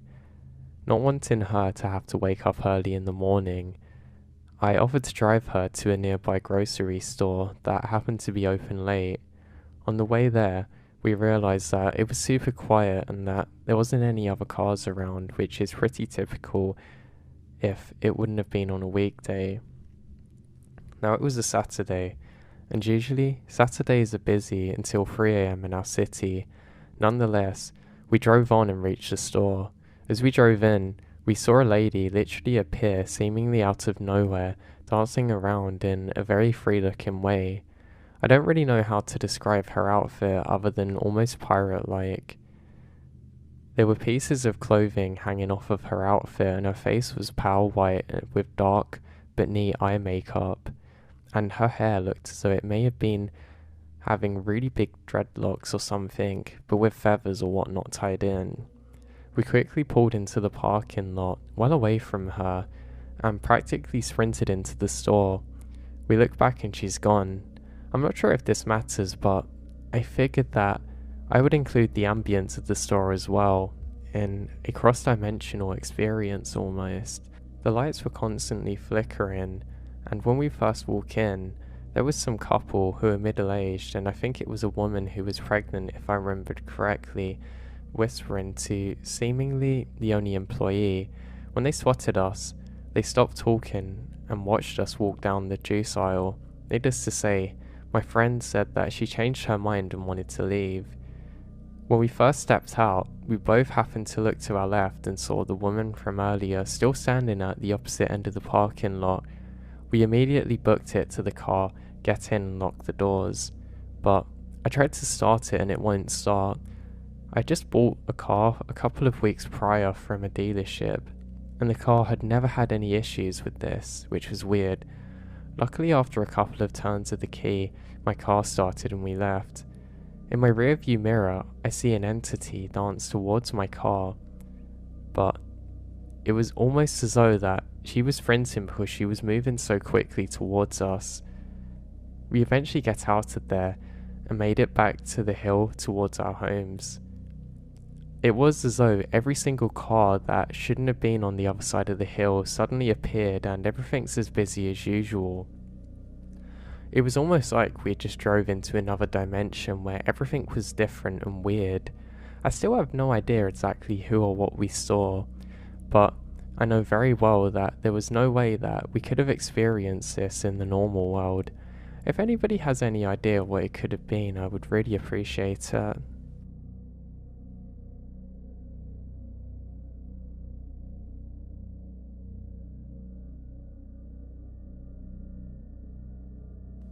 I'd worked in my job for about 10 years and I really enjoyed it. Though eventually I did kind of get tired of seeing the same things. Now some of my friends said, oh, maybe you should get a different job and not work as the park ranger that I had for so long. But I don't know, there was something about it that I just couldn't seem to go away from. I wouldn't say I was necessarily drawn to work in the forest, but it just kind of connected with my soul, and I'd done it for a number of years afterwards. I'd like to share some weird things that happened to me with you guys, because I think it's important that other people know about them. Now the woods are pretty big, and we don't really know too much about what's out there. Now, keeping that in mind, I'm open to the possibility that some of what happened to me was just done by weird people, but at the same time, I'm not really so sure. Now, this particular event happened when I was relatively isolated too. I was basically patrolling somewhere, and I eventually got moved to go and inspect a cabin. The cabin was fine and we knew that. I just needed to stay there for a couple of days just to complete all of my checks. Now, this is something I thoroughly look forward to. It meant I could read and drink my coffee and just bring a few newspapers up there with me and just have a nice time being there on my own. I'm one of those people where it takes a few days of getting away before my mind completely opens and gets off of the tasks and things that are around me. I was having a hard time escaping from some of the stresses of life. I was staying strong and getting on with things, but I was going full speed ahead and not really taking any time for myself to sort things. So I could really do with this break. Some of my other friends at work there said they found the same thing too, but they did report feeling weird when they were out in the cabin. They said that they had the feelings of being watched. I didn't really take much notice of this because obviously, if you're out there in the woods, these feelings can come across very quickly. So it wasn't anything to be surprised about really. I don't know. When you'd worked out there for a number of years, I guess you kind of got used to it all, so I wasn't really fazed. So, I look forward to my journey. I remembered that on my last night before heading out there, things were pretty good, and some of the other guys there were just having a few jokes with me, trying to put me off the whole thing. They said, you know, there's Sasquatches out there. You heard about the bears that can come out of the trees and things like that, just joking.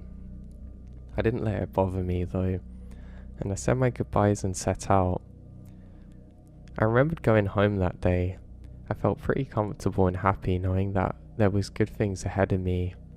To be honest, my thinking was getting a little bit more negative at the time and I needed to get away. I won't go into too many details about things that was happening, but you could say it wasn't the greatest time of my life around now. I was using work as an escape really, which isn't the best of things, and yeah, everything worked out exactly the way that I wanted to. I'm now married with my wife and have a small boy on the way, and I'm really excited about this. I got another job that I absolutely love, just at the time those things seem far away. When I get home I make sure that I packed up all of my coffee and everything else that I could need for this. I didn't have to bring that many things with me. I had some cookies and other supplies and snacks. You do get the supplies out there, but they're kind of more like military rations or MREs if you call them that. So I wanted to bring some other sugary things to make this more exciting.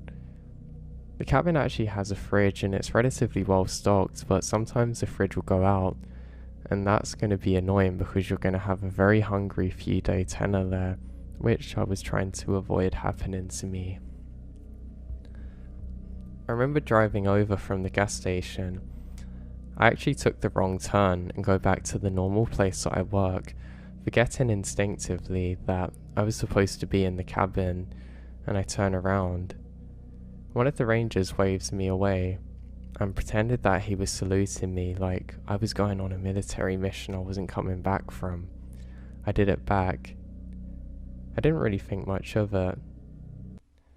As I'm driving, the trees are providing some very nice shade from the intense sunshine. Now it is one of those summers where the sky was beautifully clear, and it makes beautiful shaded areas in the forest. It was such a beautiful place to be. I really recommend anybody that hasn't been out there before to try it, because I think it's great.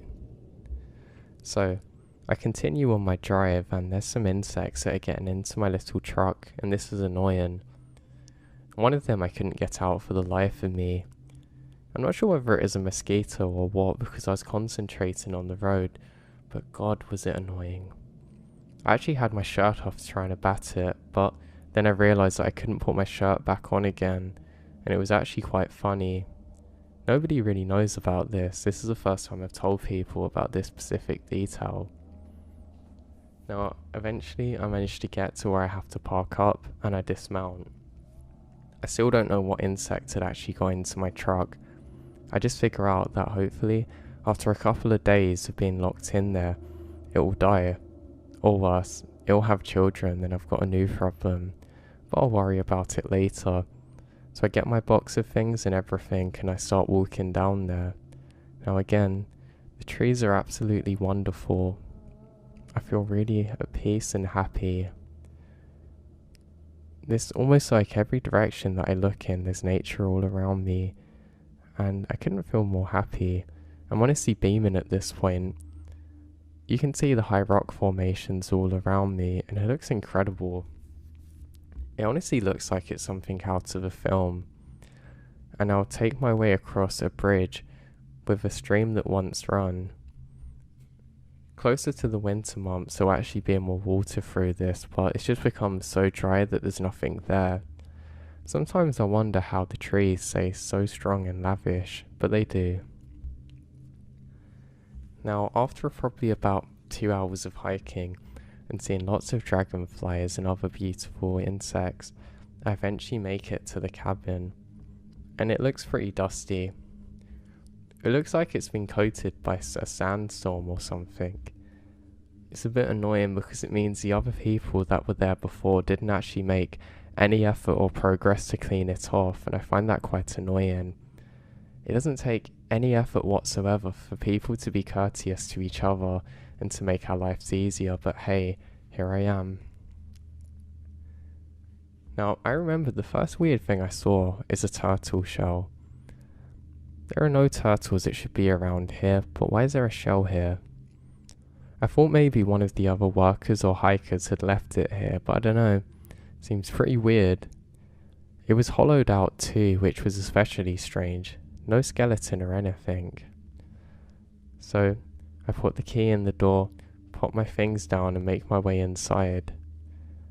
And I met with a beautiful smell of coffee.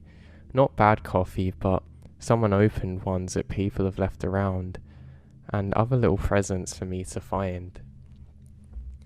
This makes me very happy, and I start boiling the kettle. Now there's something wrong with the kettle and it seems to constantly boil, and I go to turn it off. As I turn around, I think I can see something in my peripheral vision, but as I look there I can see nothing. I presume that it was just my eyes adjusting from the bright going into the dark, and I don't think much of it. Though this time I'm a little bit more scared, and I decide to close the door behind me. I met with a feeling of peace, and the cabin's really nice. It's quite basic, but you have like a toilet area, a little kitchen area, and an area to sleep. It's kind of like a studio design, if you were imagining a modern apartment, where you've got one area sectioned off and everything else is in the same room. I don't have an issue with this though. I knew there wasn't that much water, so I have to really try and ration it. I don't have a clue when they last filled up the tank, and I don't want to be the person that gets left short of showers and things like that. Especially because of how hot it is out here, it can become really overwhelming very quickly, and I'm trying to avoid this. So I'm really having a great time at first. I decide to make some food and open up one of the MREs. After this, I drink my coffee and I have my cookies and I'm just relaxing. I know that I'm going to need lots of energy because I have lots of different areas to check. It's nothing too much, I just have to make sure that paths can still be travelled on and stuff like that. So I set out and do this. There's a really beautiful cool air as I set out, and it makes me feel quite at home. As I step out, I do realise that I can see something up ahead of me. It's on one of the paths that I have to make sure is clear, and I can see it's a little bit overgrown, but I guess that's kind of normal. Basically, as long as I could get through okay, it would be a pass. If not, I would have to try and clear it out myself or make a note of it so people could come out and clear it. I actually have a shovel with me and I want to attempt to fix some of this myself. Now, as I make my way through, I come up to a large tree that looks like it's covered in moss, but it's something slightly different. I'm distracted by this as I see something further. It looks like the silhouette of a person standing there. I don't think too much and think maybe, well, it's probably a hiker out here. I decide not to disturb or scare them. I think maybe if they see my shovel they might think it's a weapon or something from afar and become scared, so I don't make too much sound and just continue. I've decided that I should go around the path away from them so they don't really get spooked, and that's what I do. Now, eventually I have to loop back round and I get to the other area that I need to check out. I go across another little path which takes me over a stream that once flowed. It looks really pretty once more. I then realise that I can still see the silhouette. I do think this is particularly strange because it doesn't seem to have moved. I'm not sure whether somebody's left a jacket there, and I decide to investigate. I follow up some steps, and I keep staring at this thing, but I can't make out exactly what it is. Now, as I'm approaching, I'm feeling completely relaxed. I think it's just the environment and not really taking too many notes of the situation, but I was maybe too cautious and free and think that I probably should have had a better approach to this as I get closer. I can see something staring at me now. I say something because I can tell it's not a person, but it was pretty weird. It looks like a black sheet with some kind of mask up on it. I can now see that it's a hood. It's not a hoodie, but it's kind of flowing down. And I can see the base of it is a tree. Somebody's left some kind of drape over this tree, and it doesn't look normal. I get closer and closer, and I presume that somebody's left a tent up here. I think it's weird because it's black, and I think, why would you want a black tent? You're honestly going to get scalderingly hot. This is certainly not the kind of tent you want out here. And I then have to start making my way off of the path. I'm a little bit annoyed about this because it starts messing up my uniform, which I really enjoy keeping pristine. I do, however, eventually make it over to the back of it and go to grab it and pull it down, but it's on there pretty tight. I then take a step to the side and I can see a skull. I don't know what kind of animal skull this is, but it kind of looked like the Halloween scream mask that you see every October, but almost like a makeshift home one. This is pretty bizarre. I eventually pull and I'm able to tear this thing down. I go to touch the part of the skull that's on top of the tree stump, but I decide I should probably leave it there. As my hands are probably an inch away from it, I just hesitate. I don't know, it just felt weird. I look this thing in where its eyes would have been for a second and I get the creepies. I realise that I can probably just kick this down though, so I use my force and I'm able to make the tree come down. And I'm quite happy. It was probably about 5 feet up in the air, the stump of this tree. And I'm glad that I don't have to see it anymore.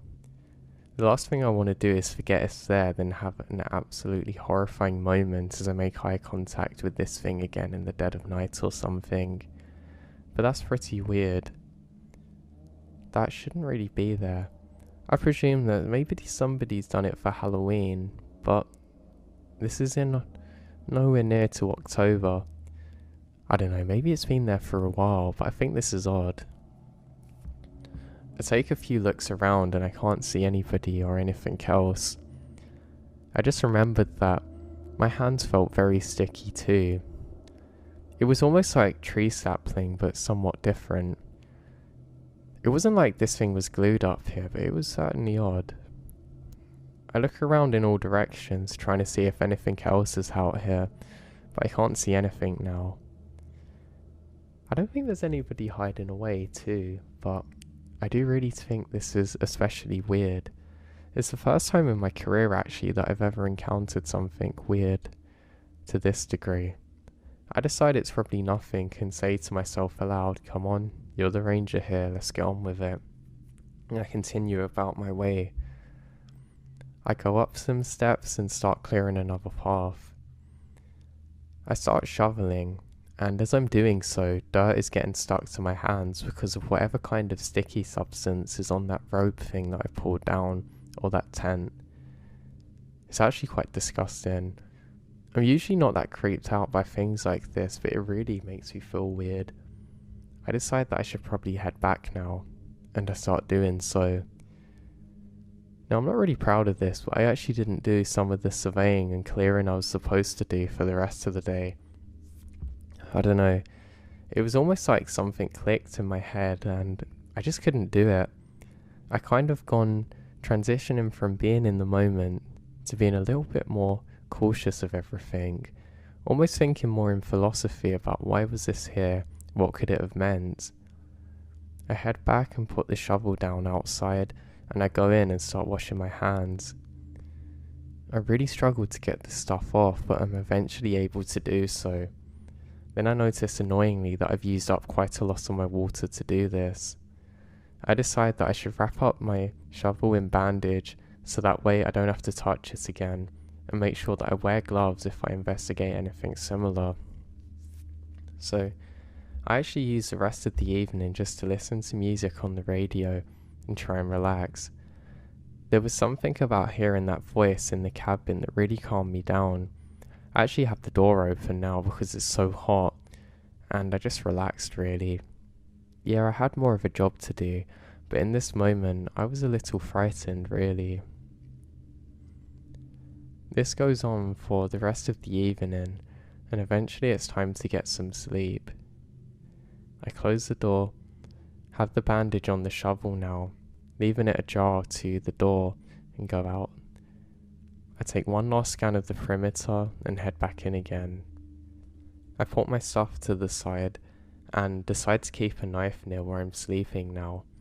It's something I've actually never done before, and I realise why it's a stupid idea when I woke up the following morning and I nearly stabbed myself. Funnily enough, it's not far away from my neck, and I thought, wouldn't that be funny if I ended up getting myself like that?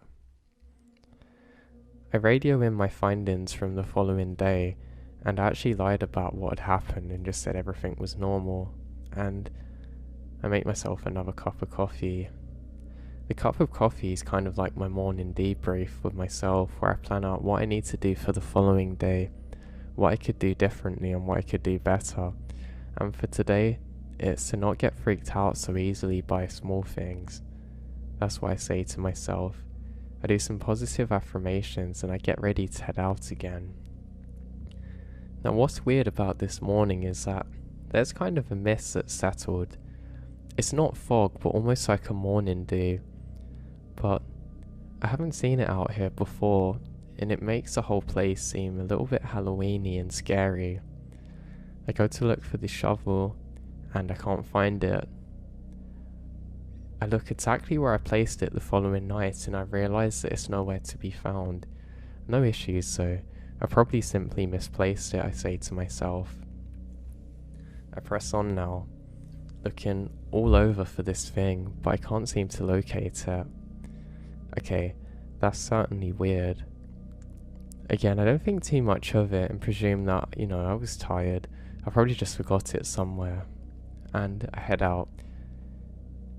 Now I have to go about 40 minutes away from where I am now to do this further maintenance work, and I go into a really beautiful area where the trees are tall and quite skinny. That has its advantages because I have quite a good horizon here, and if there is anything or anyone, I'm gonna be able to see them now. The trees are actually really tall. I think they're probably about 50 or 60 feet or even taller. It's really cool. Don't know how many years I've been here, but I really like it. Now the mist eventually goes and I feel a lot more confident being out here on my own. I have my coffee with me, but where it started to become more summery and hot as the days progressed and the trees aren't as thick here, I'm quite hot and start to overheat a little bit, so I resort to just sipping it slowly. I'm sweating quite a lot now. I don't feel like I need the energy though, I just like the taste of the coffee. So I continue this walk and eventually find a tree that's fallen down onto the path. It's not too big, but I should be able to clear it. I don't have the shovel, but I ended up using a big stick and I'm kind of able to plant it underneath and using the end of it to tether it out of the way. It only moves about a foot at a time, but my god is it loud. It sounds like a whole tree's fell, and it made me jump at first. I don't know how my stick hasn't snapped, but I continue this process when I hear something. There's kind of like the sound of rain, or maybe like lots of cups being thrown at something. That's the only way that I can describe it. Or maybe like someone was shooting ping pong balls off of the trees. It was weird. I thought maybe for a second I set off a chain reaction or something and some other trees were going down elsewhere, but I can't see anything. Everything is impossibly still for the sounds that I'm hearing, and that's especially bizarre. Now, I scour the area for as long as I can. I even go off onto the tree that I've just knocked down to get a better viewpoint, but I can't see anything at all.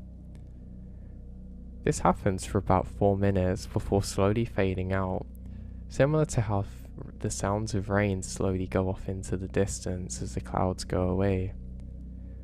But that was especially weird. I'm very drawn in to where the sound was coming from, and it's further up the path, so I now head up this way. I have my stick with me still because I knew it was strong. I say it was in case there was more trees to clear, but I was a little concerned now.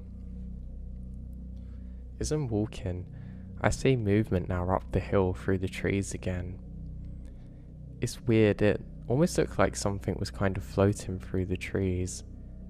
I can't really tell because how far away it was, but it looked like something quite big was kind of moving through them freely. Almost like it wasn't interacting with the trees, but more just the ground on the floor. Almost like it was in another dimension. I walk as quick as I can trying to get closer to whatever this is, but I seem to get further and further away. And that's when I stop. I'm drawn to the ground as I notice something. I think my brain realised something shouldn't have been there, and what do I see? The carcass of a deer. Now, it's not really the carcass, more the bones. But only the bones. It's almost like this was dipped in some kind of acid or something, because there's nothing else around it. I can't see any flesh, I can't see any blood, just a deer carcass somewhat perfectly in the middle of the path. I start searching now, trying to see if there's any other signs of anything or anyone that could have made this, but there's nothing. I look further and further, trying to see if there's anything similar, but again, I don't see anything. Annoyingly, it's my job now to move it out of the path, and I don't want to do this. I ended up prodding it with a stick for a while, probably about 10 times before I'm brave enough to actually just grab it and move it piece by piece off into the trees and the bushes. Now that was really weird. I remembered when I felt it too, it felt kind of chalky almost. Like too dry, like bone dry, but even more so. I don't know how else to describe it. The only thing that was making it wet is my hands that are sweating. I'm not sure if this is from the situation or just because of how hot it is, but I'm suddenly no longer feeling the urge to investigate further. I continue my surveying this time, and I realise that I forgot my stick. I look around and again, that was nowhere in sight, which is weird because I was sure that I left it next to me when moving the bones. Now eventually I come up to another clearing, and all is well now. I feel a lot better in this open space, just knowing what's going on around me. I finished the job for the day too, so that's a good sign that I can head back now and try and get back to some relative safety. So I turn away and start heading back in the direction and the path that I've just walked upon. Now I get back and I'm at the point where I found the bones, but I can't see them. I think maybe they've sunk down into the ground a little bit, but that's quite weird. I should still be able to see the bones, especially because of how white they are. It should stand out from the background, but they're not there. I just think it's a good thing that it doesn't have to scare anyone else, and I think, well, maybe some kind of animals wanted them for God knows what, and I start to head back. Now the hike back felt probably twice as long, which is another weird observation. Usually I know exactly how long I've been out for, but I check my watch and I have been walking for the same amount of time, and it feels dreadfully long. I'm also quite tired. I go back into my cabin and close the door, and I fell asleep pretty quickly. Actually so quickly that I didn't even eat or shower or anything. I just woke up the following day about an hour before my alarm. So I eat, I get ready and radio in. And I say this time that I did find some animal remains, but nothing out of the ordinary, and that I've cleared it. They say, "Mikey, great, good job, keep it up, not long now." I say thanks, and end the call. To be honest, I was relatively frustrated at this point because I've not really had the relaxing time that I'd anticipated, but I've still got a couple more days left, so that can come soon. So I get my things together, get ready, eat some donuts this time, which are actually on the turn. They don't taste that nice, but give me the sugar that I need to head out, and I do some extra work.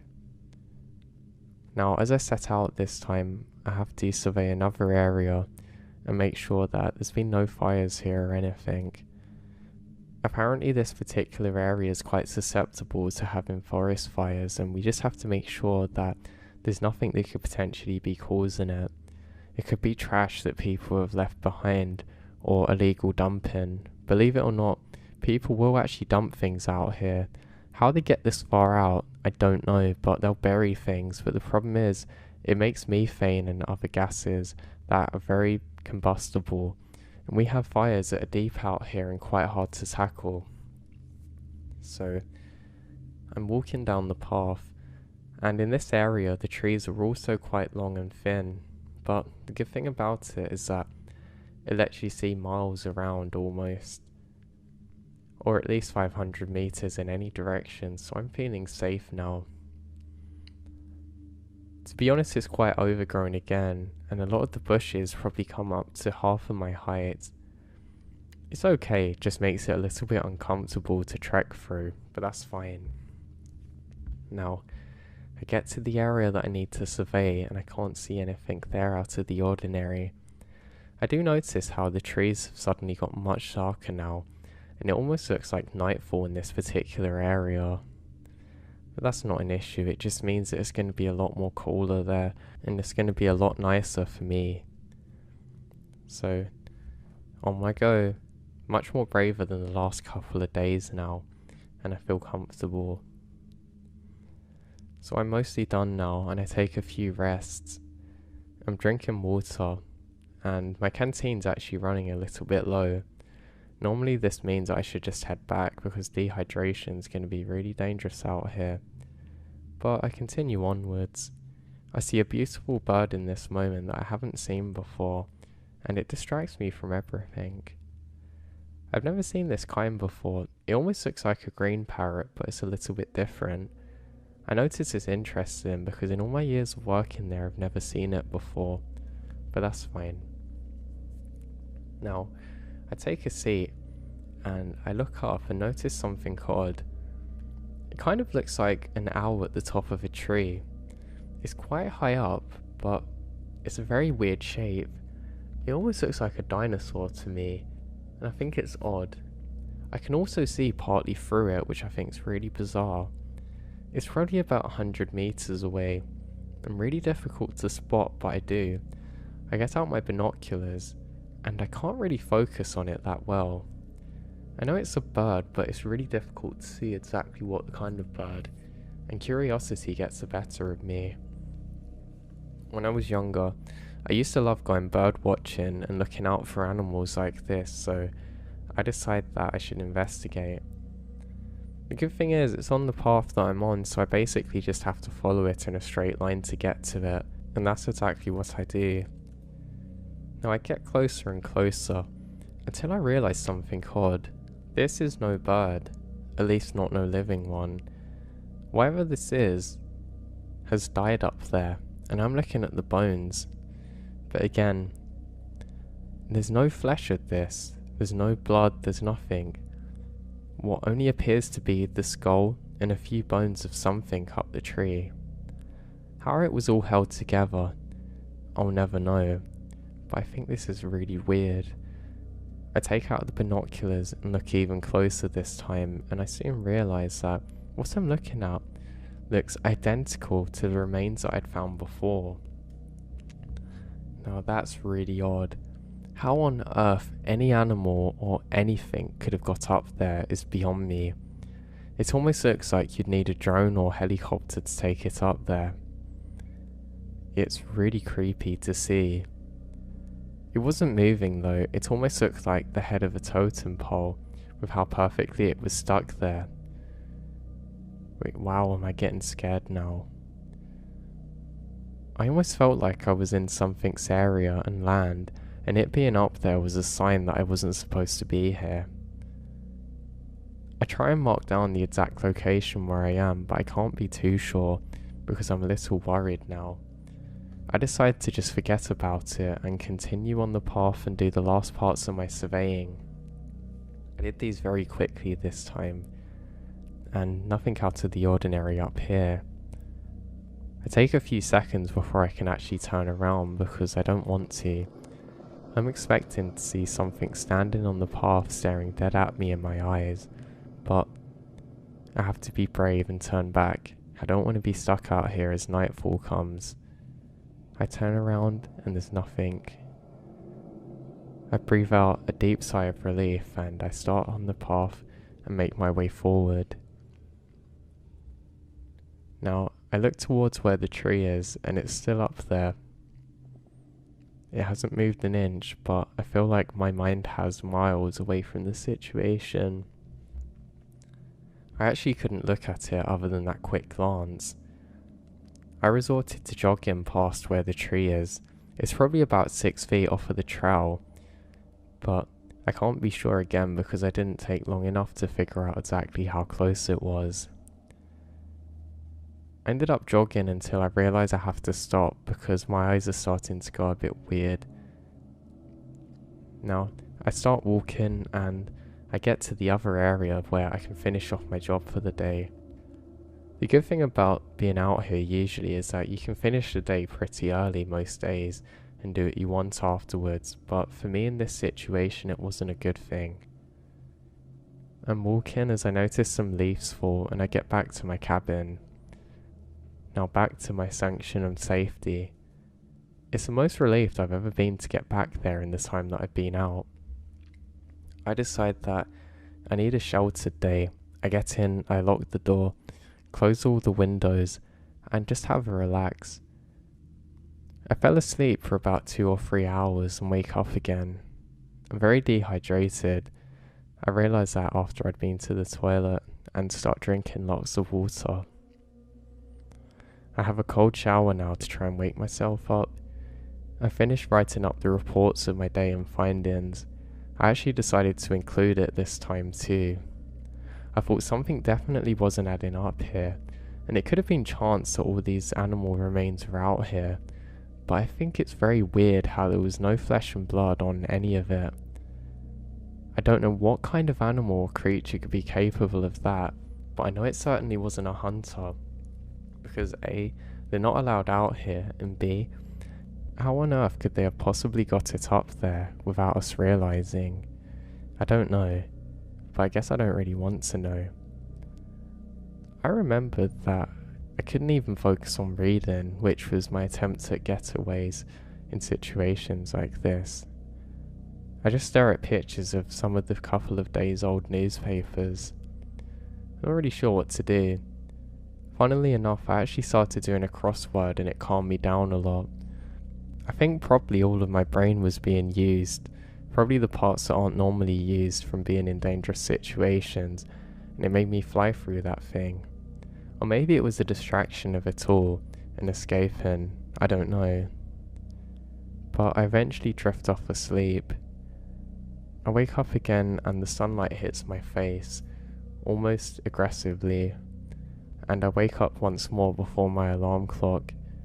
Usually this would never happen unless I was stressed out about something or if I had something important the following day.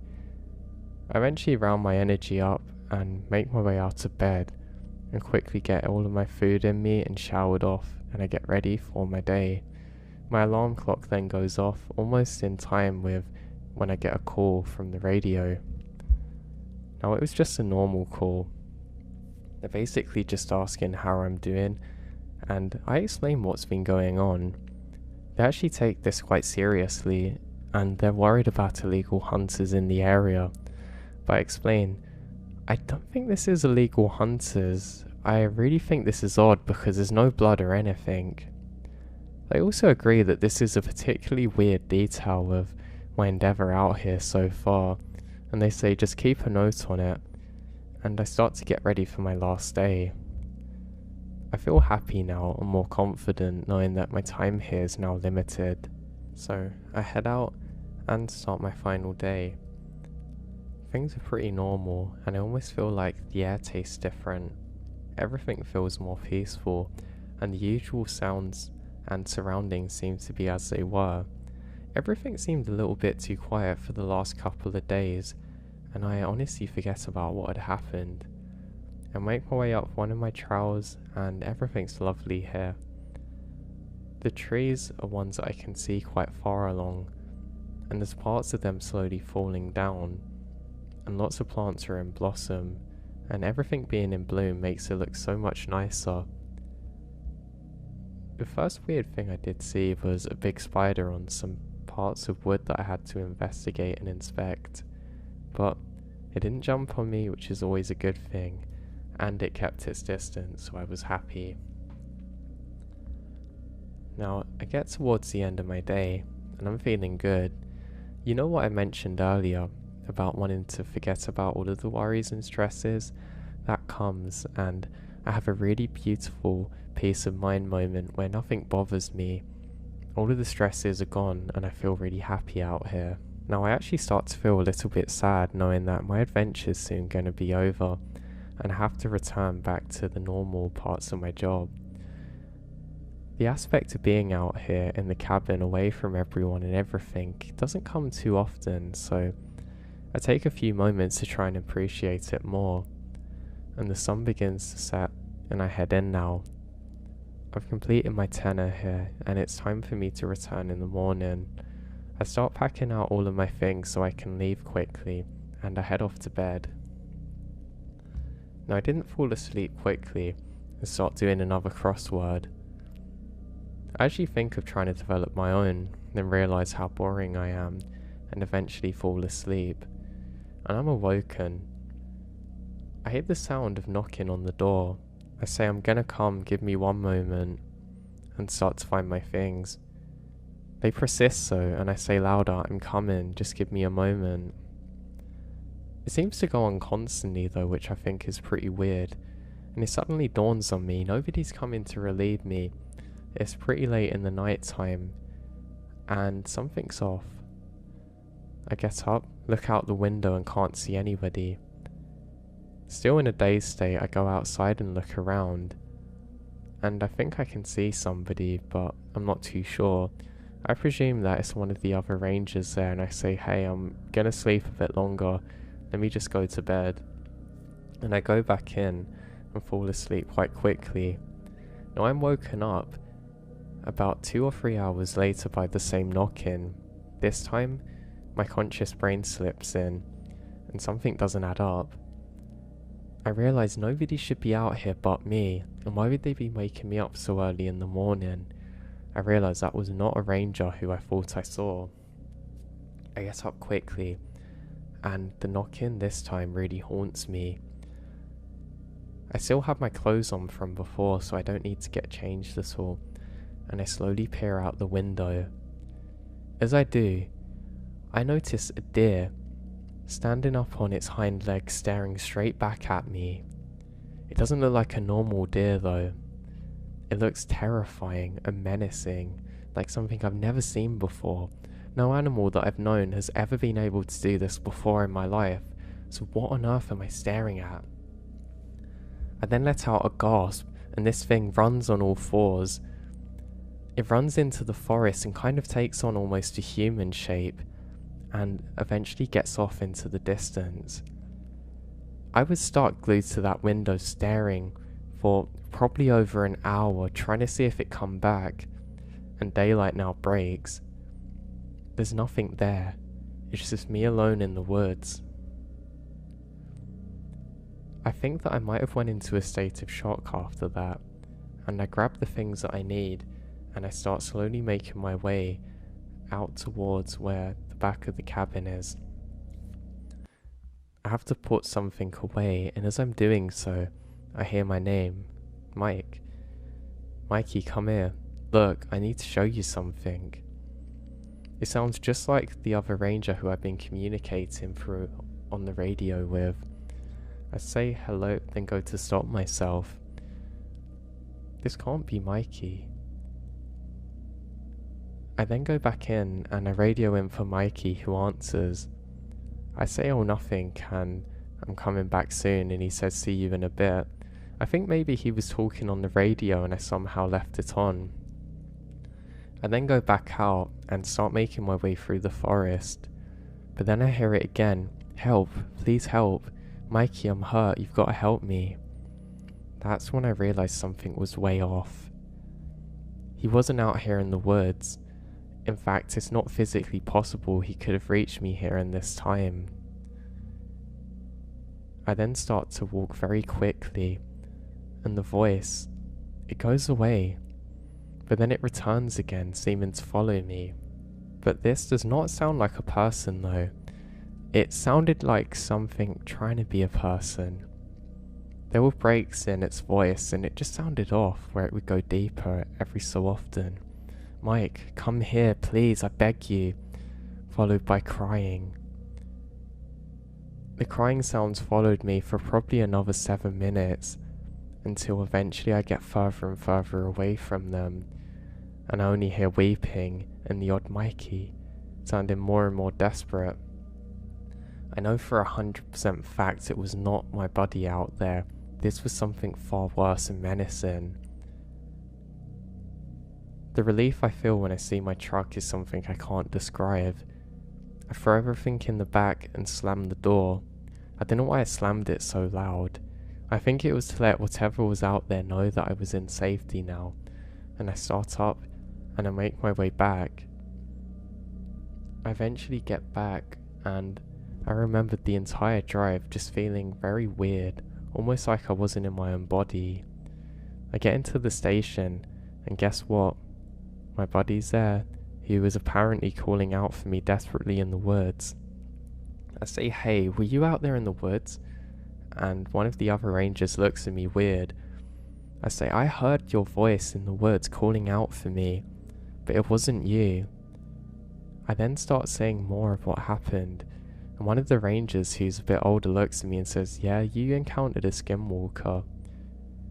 I look at him like he's crazy, but he says, you know, they imitate voices. And for some reason I suddenly remembered the other detail, the weird looking deer thing I'd seen. I explained that I was very delirious and very tired and that I don't think it was anything, but he then explains that apparently this is exactly what they're supposed to look like.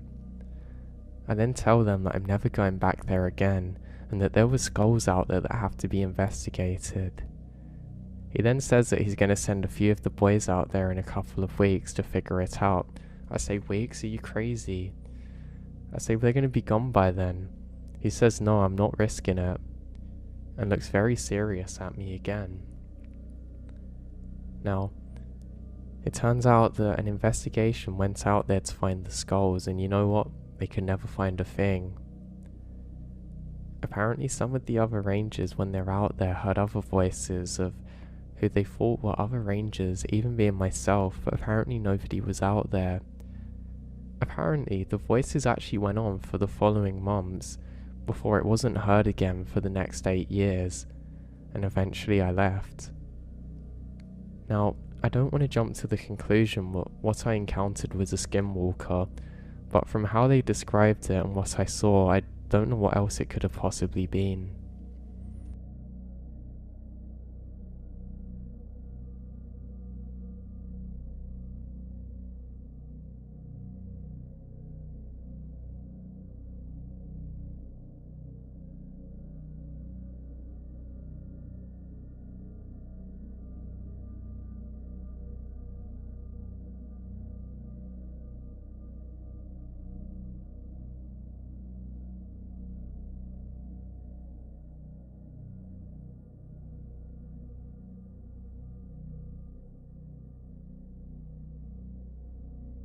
During my summers, I'd spend a lot of my time working as a fire ranger.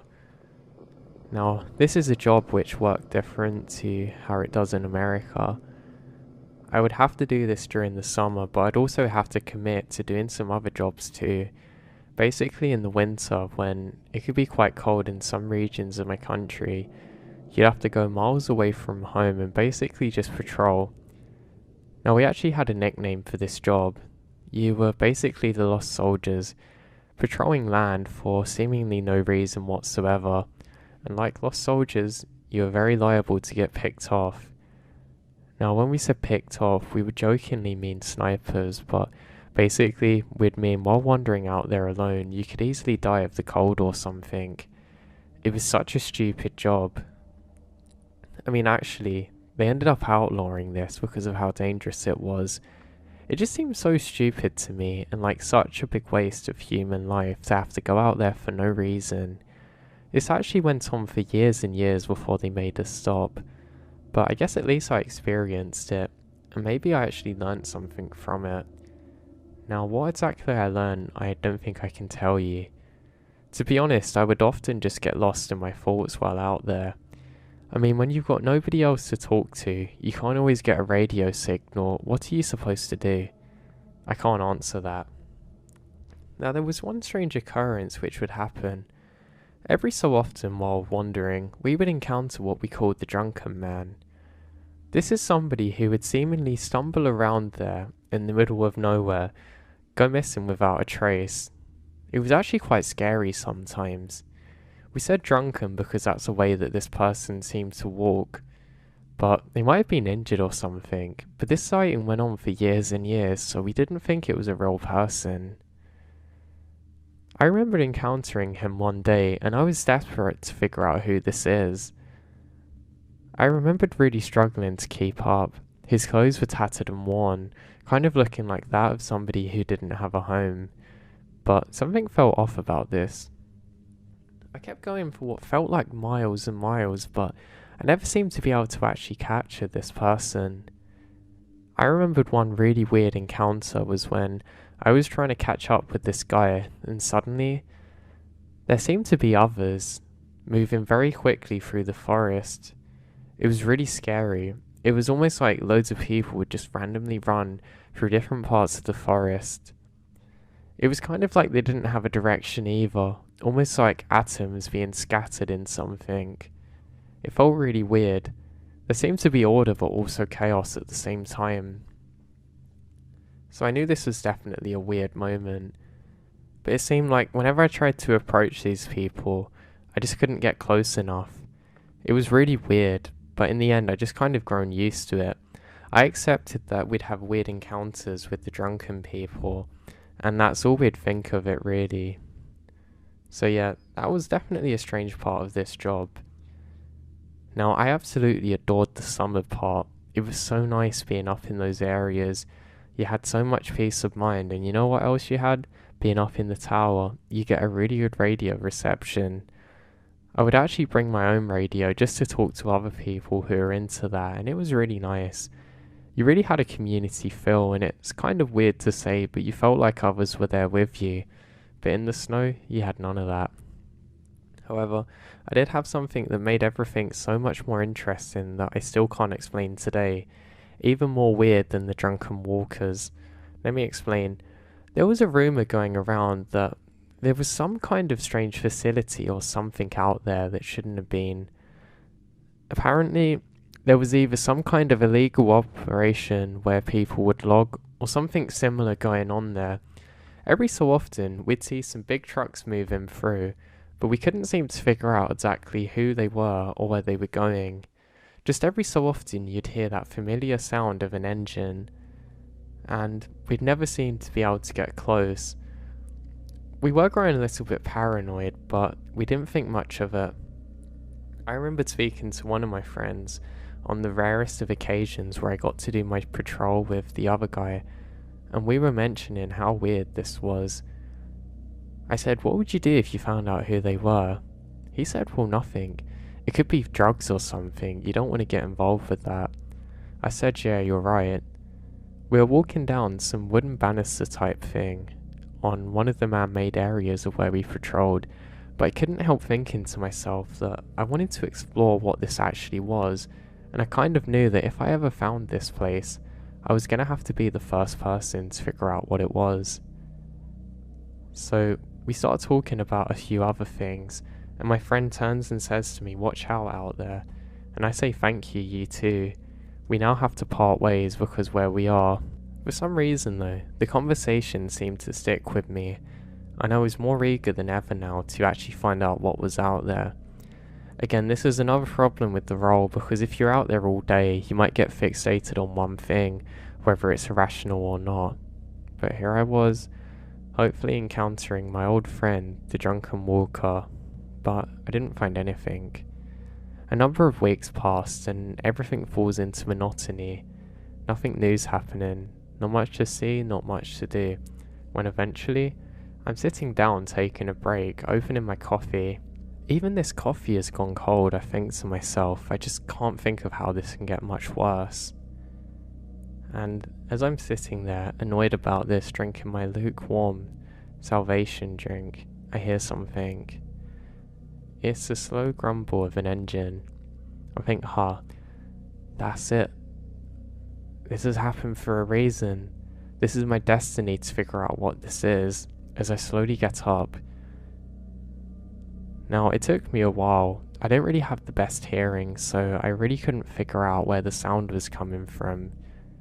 I did hear the sound of the engine getting louder and louder, so I was certain now that I was going to find where they had gone to. So I turned around and realised that it's coming from over the hill. The problem is it's not going to be easy to access this area. It means that I'm going to have to do a little bit of hiking and go through some pretty rough terrain. I'm actually quite defeated now and think that I've lost it. But I still continue that way regardless. I've at least figured out the road that they go on now. So I'm walking with snow covering everywhere, thinking that I just wish I had a warm coffee here. I'd also bought some expensive gloves recently which broke immediately and I was pretty annoyed about it. Again though, it's what I said, when you spend too much time out here with nothing else going on, you fixate on stupid things and you don't really think rationally any longer about situations and whatnot. So now, I continue on like normal, and I seem to get closer to where I can get a vantage point and figure out what this is. So I get over the hill and I can see a long narrow road. I decide to join it now. I don't think that I'm going to get to where I'm desiring to go, but at least if I head in the direction I should figure out where this is and make a mental note so I can come back. I noticed some moss on the trees and other plants and I thought this is interesting because you don't really see it commonly out here. Everything's usually doused in white, so that was bizarre to see. I continue on, and I think I can just about make out sight of where the truck goes around a corner. I can't be certain because how far away I am, but I'm convinced this is something, and I come up to a small man-made bridge. I can also see the tyre tracks in the snow, so I decide that I'm going to follow them.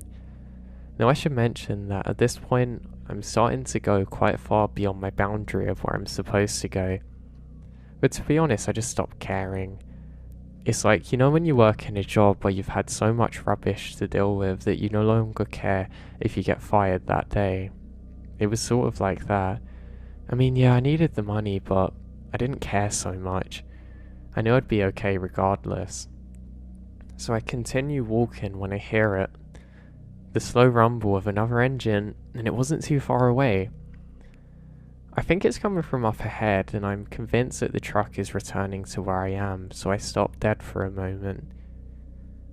I stare and stare, but strangely, it doesn't seem to be getting any larger, and I don't seem to be getting any closer to anything. I basically can't see much of anything. There's some kind of movement ahead of me, but I can't make out what it is. But the sound is getting closer. Then, in an idiotic moment, I turn around and realise the truck's coming from behind.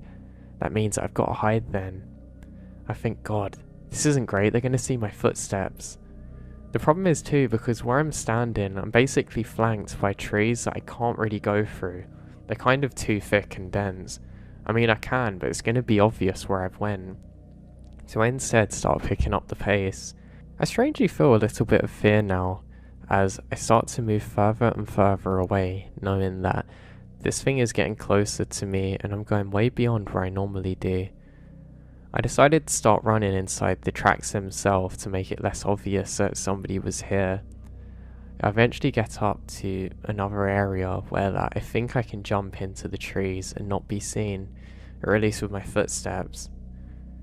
I decided to palm a lot of snow off of a tree and start covering the 2 footsteps leading out from the road into the branches. I look back, but I still don't see anything, and I'm not too worried. The good thing is I have a white coat, so it's probably a bit harder to see me than not, but I don't really want to chance it. I go a bit further ahead, and luckily there's a stream, so I know that it's going to perfectly cover me. As I go to hide under the bridge thing, I almost fall in, and that's the most scary part for me. I know if I go in the water, nobody's going to find me or rescue me. We've actually had a couple of people die from this before. In fact, they've actually went across bridges that were supposed to be safe that has ended up collapsing on them, and well, you know the rest. So yeah, I certainly didn't want to join their ranks or be another memory of this place, so I just wait. Now the truck seems to be getting closer, but I still can't see it. I've covered up myself so that just my eyes are showing, and I hope that I'm able to actually spot them first. It gets very close and then suddenly stops, and I hold my breath. God, they found me, this is it, I think, as I hear 2 people get out. Now, I can't hear what's actually happening too well.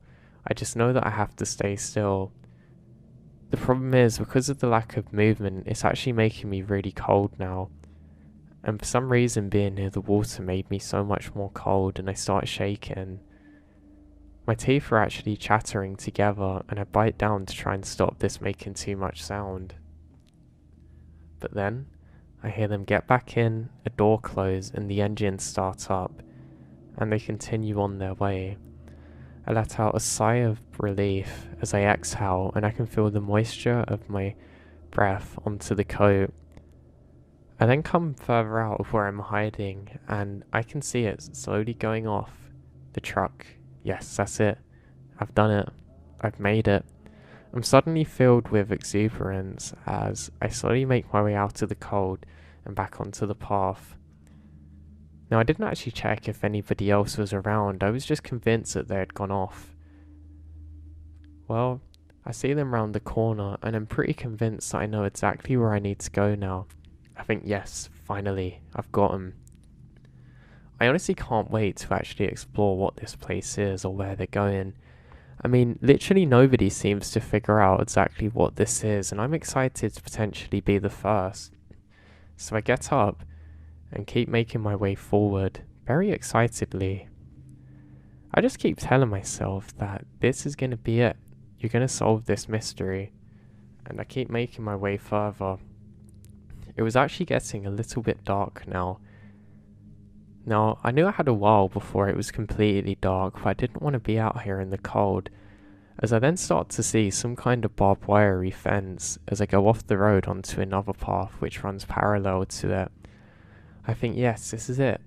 What is this place? As I see the facility is larger than I expected it to be. Now, it seems like there's a large perimeter, and I'm not sure if the fence is actually electrified or not. I spent quite a while trying to figure out if I can actually go in there or not, and I think, how am I going to navigate this? I didn't know how well they could work in the cold. I spent probably about 15 minutes of this before eventually I think, oh yeah, I can literally just go around, and kind of laugh at myself as I realise there's a big gap in the fence. I think so much for security. Now, the sense of danger has completely eroded to the sense of adventure, and I keep going further. I can't see any other steps in the snow, so I'm pretty convinced that I'm the only person here. So that means I can get my adventure underway, and I'm very excited for this. So I go further and further, and eventually come up into a clearing near a small waterfall. I stop by the waterfall, and I think, well, where is it? There literally doesn't seem to be anything, which is especially odd. I also can't see the trucks anymore, so I think maybe they've just stopped, and maybe it was nothing, and I actually feel a bit disappointed now. Well, after not too long, I have a look round, and I see nothing. I think, God, is this all I've done? I've just wasted all my time, and I'm gonna get home late because I'm stupid. I start talking to myself when I hear a truck again, and I duck down. I look up, and I can see a truck pulling up to a tiny cabin. Then, not much else. It's more like a wooden hut than anything. This thing was tiny. I decided that I had to figure out what this was. Why were they all stopping at this one thing? That's weird. As I then realised that the truck's starting to turn round again. It hasn't stopped so much, it's been stopped and it's now on the move. So I'm still hiding and trying to figure out what else I can do now. Now, I was almost face down in the snow and getting very cold, and I decided to very slowly make my way behind a tree.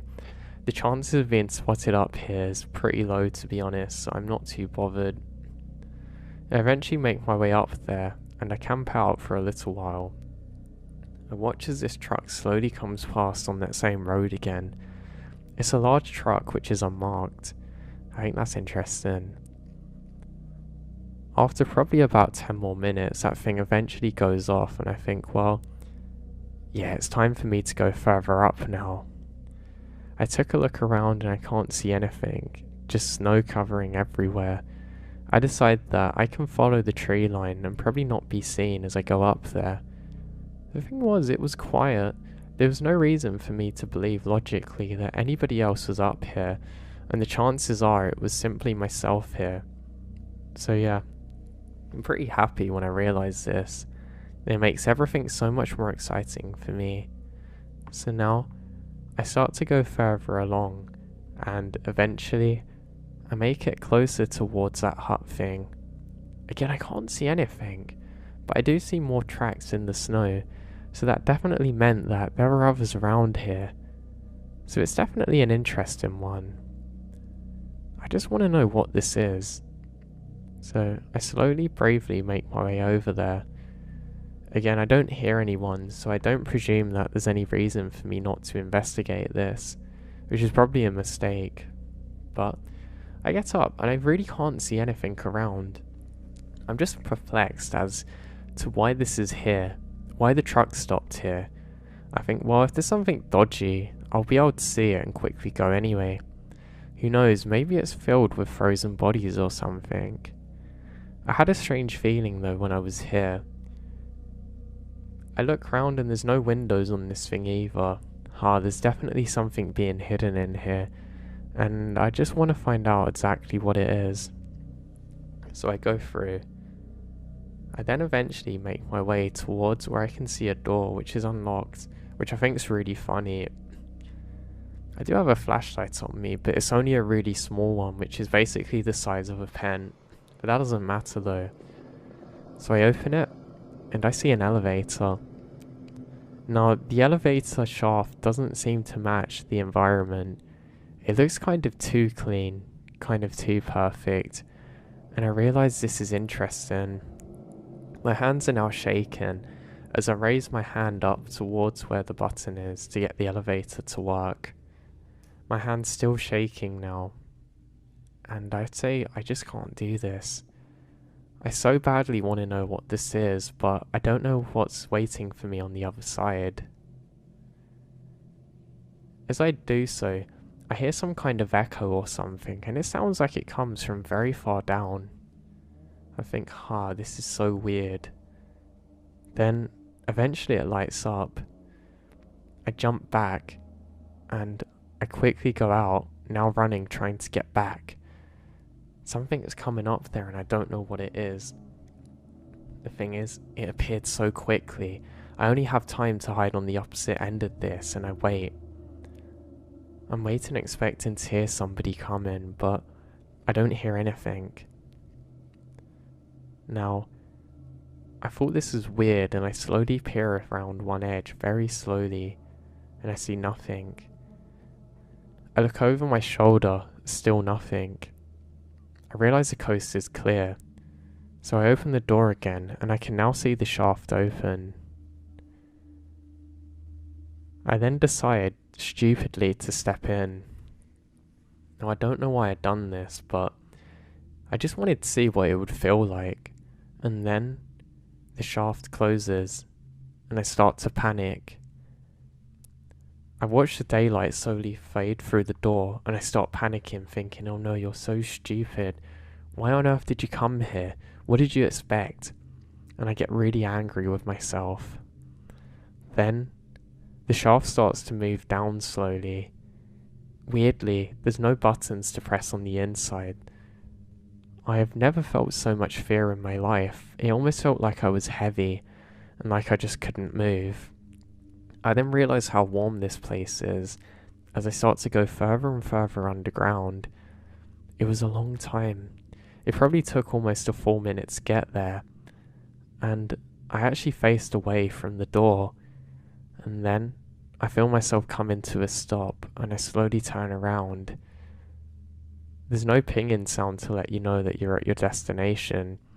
I was frozen to the spot as I see what's a very, very long corridor. I mean, it was so far that I could barely see the end of it, going further and further underground, with white-coloured concrete walls. I can't hear anything at the other end of it. I just wait, unsure if I should proceed or not. I go to take one foot out of the door when I feel absolutely frozen. I have a feeling that if I proceed here, I'm not going to make it back. Then, I hear a very, very weird sound. It's like a metallic scratching sound which is very loud, followed by some kind of screaming. I don't know what it is. I suddenly recoil back into the shaft. I take a deep breath out, and then I jump back as I hear a sound right next to me. The doors are closing. I didn't know whether to feel relieved or not, because I don't know if I'm going further underground or not at this point. I seriously have no idea what was happening. So I just waited, completely frozen again with fear. Now eventually, I feel the pull of gravity and I start to go up again. I kind of collapsed into the corner a bit at this point, as I felt just so much relief as to not be trapped there. Honestly, it was really unreal. I don't believe in God or anything, but I honestly felt like some kind of holiness entered my body then and took me out of the danger. Going up felt internally long for some reason. I then realised that I'm probably going to another floor. The elevator then stops for a second, but continues on its way, as I'm now violently shaking. It's not because of the cold, I'm actually very warm. It's because of the fear, just pure fear and somewhat agony. Eventually, I get closer and closer to the top, and I hear the doors open and see some light. The door's still open from when I last come there. I slowly turn around just to look at the thing to make sure it was real, as I go out the door, closing it behind myself. I took a while as I very slowly walked away, almost like I'd just come back from war or something, a little bit confused by all of it. I don't quite know what to make of it, when I hear the vibration sound of a truck's engine again. I let out a very small and faint gasp as I start sprinting to the tree line. The problem is, this time it was much closer than I'd expected. I'm busted. They've definitely seen me. I eventually get up to the tree line, and I decide that all I can do now is keep moving. I'm moving for quite a while, expecting to hear the truck stop, but it doesn't at first. I think, God, guards are coming for me, guards, as I keep running along here. The thing is, I don't really know my way, and I obviously shouldn't have been here. That's obviously by far the most apparent thing here, but I was too stupid. Why did I come here? What on earth was the benefit of this? I start cursing myself over and over again. I continue on, and eventually I get up to where the small bridge is again and make my way over. I'm now stuck with a harrowing moment where I have to go back onto the path where the trucks are coming, but I don't have a choice. I start doing so, and I hear the engine again. It made me turn into some kind of super sprinter as I keep going. The thing was, I got messy now because of the fear. I wasn't following a nice neat path. It was going to be really obvious that somebody had been walking up here, but I didn't care. It seems like I can keep pace with this truck, finally. It's not gaining on me, but it means it's not getting further away. But I realise I can't keep up this pace for too long. I eventually dash out of the road into the woods as I get back onto a more normal trail. Within 10 minutes, I can no longer hear the truck and I'm back onto the normal paths. The only footsteps I can see are my own, and I continue following them. I think it was comforting knowing that I'm at least following parts of myself, and I kept going fixated on this. I actually only stared at the ground at this point. I did so for about 25 minutes, and I eventually get back to the normal areas that I know. I didn't stop going though. My knees actually start to feel like they're jelly. It's exhausting running in the snow, but that's what I'd done for quite a long time now. I eventually make it back, and I didn't finish my job. It was just about daylight, and I eventually get back into my car. I sat there shaking for probably another 30 or 40 minutes as I realised that I've discovered something I wasn't supposed to. Now, I knew that I had done something wrong, but I was just scared of what consequences might come later on. So I sat here for a little while before deciding that I've got to get home, and I decided to tell nobody about what I'd seen. In fact, I've only recently, all these years later, decided to be a bit more honest about it, but I know I shouldn't have been there, but stupidly I was.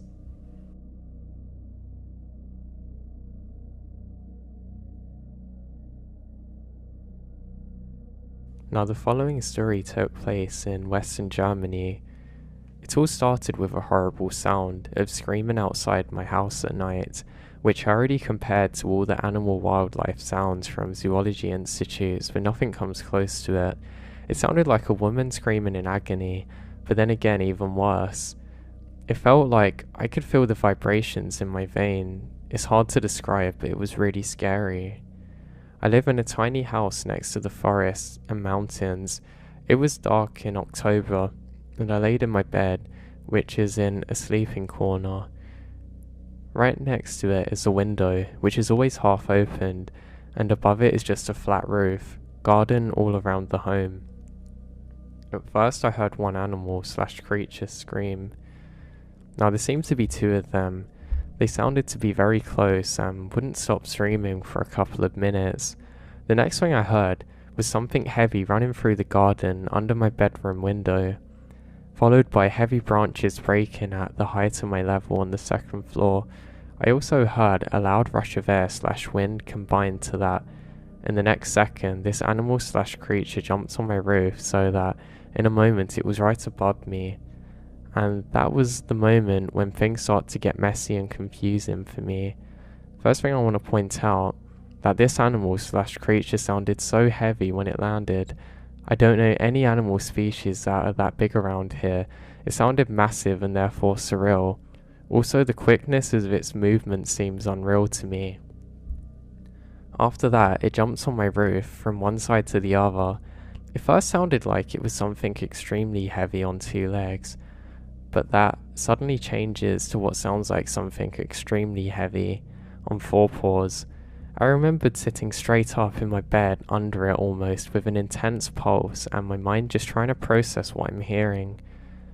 What kind of creature is it? Now, that was almost a turning point when I seriously felt threatened.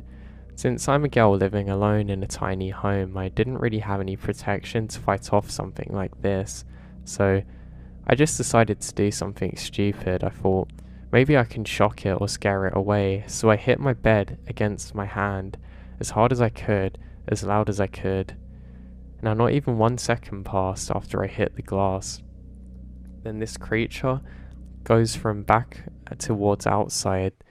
It must have basically been sitting right above me in that moment, basically reached down my window, and it reacted so quickly it was surreal. The sound of what touched my window glass felt like a mixture of claws and feathers. This reaction and the way it sounded kind of put me in shock, I guess. I realized I'm quite in a bad situation now, because whatever it was clearly very intelligent, huge, and wouldn't back down. That's how it felt to me, at least. As if I didn't have any power in that situation. Basically, I just froze on my bed, and my back was against the wall, and all I can do is basically just wait now. Now, I was too scared to close my window. I was too scared to breathe, but suddenly it just jumped off my roof. It sounded like a massive weight had fell. Now, I've never encountered anything like this before. I felt so alone with it, until last night, when I went on the internet and found something similar. Somebody within the last 24 days had actually encountered something almost exactly the same. Now, I know that I wasn't the only one who encountered this, but it leaves me with the question, what was it?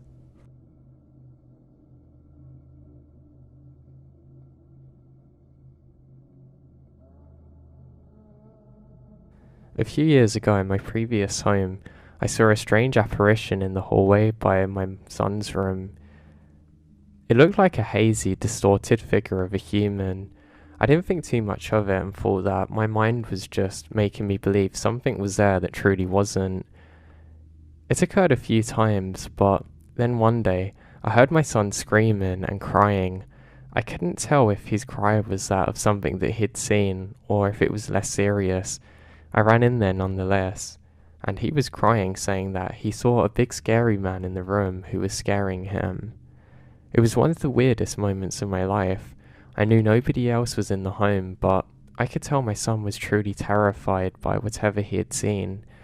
My wife was with me when this happened, and afterwards, she told me that she had seen the same thing, but also thought nothing of it. We had a spare bedroom by the kids' room where my grandparents stayed when they're in town. They also spoke of hearing footsteps in the night as well as voices. I never experienced those specifically, but I don't know what it could have been.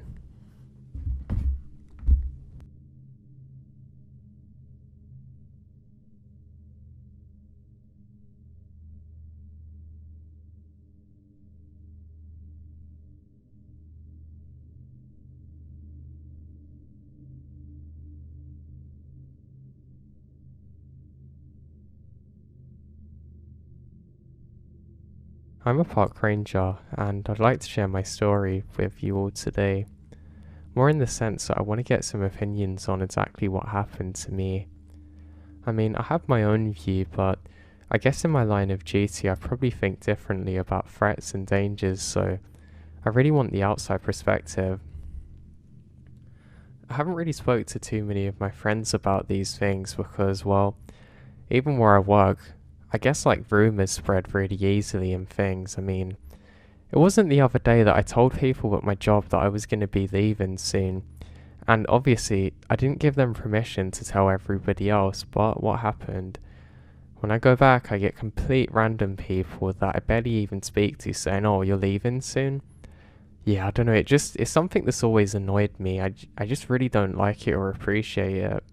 I feel like it's a big breach of trust, and with something like this happening to me, I don't want that to be the case, but like I said, I want to hear what people think about my experience in my own words, not from the words of others who have potentially misconstrued of what happened, and the truth is what's important here.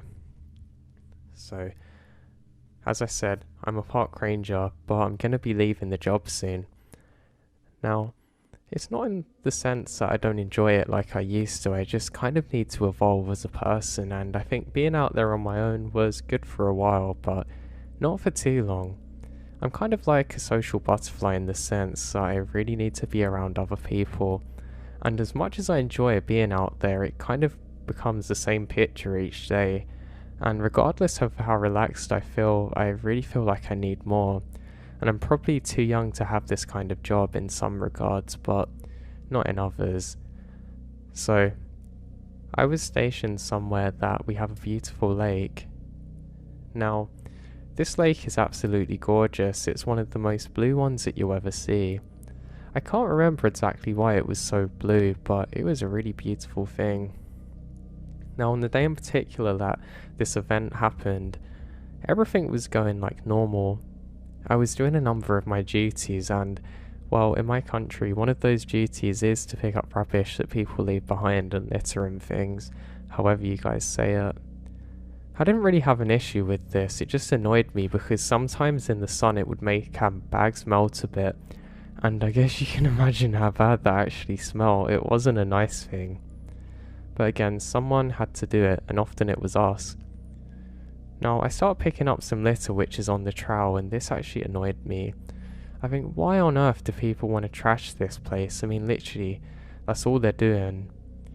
But I have my little grabber thing, and I'm putting everything inside the bag.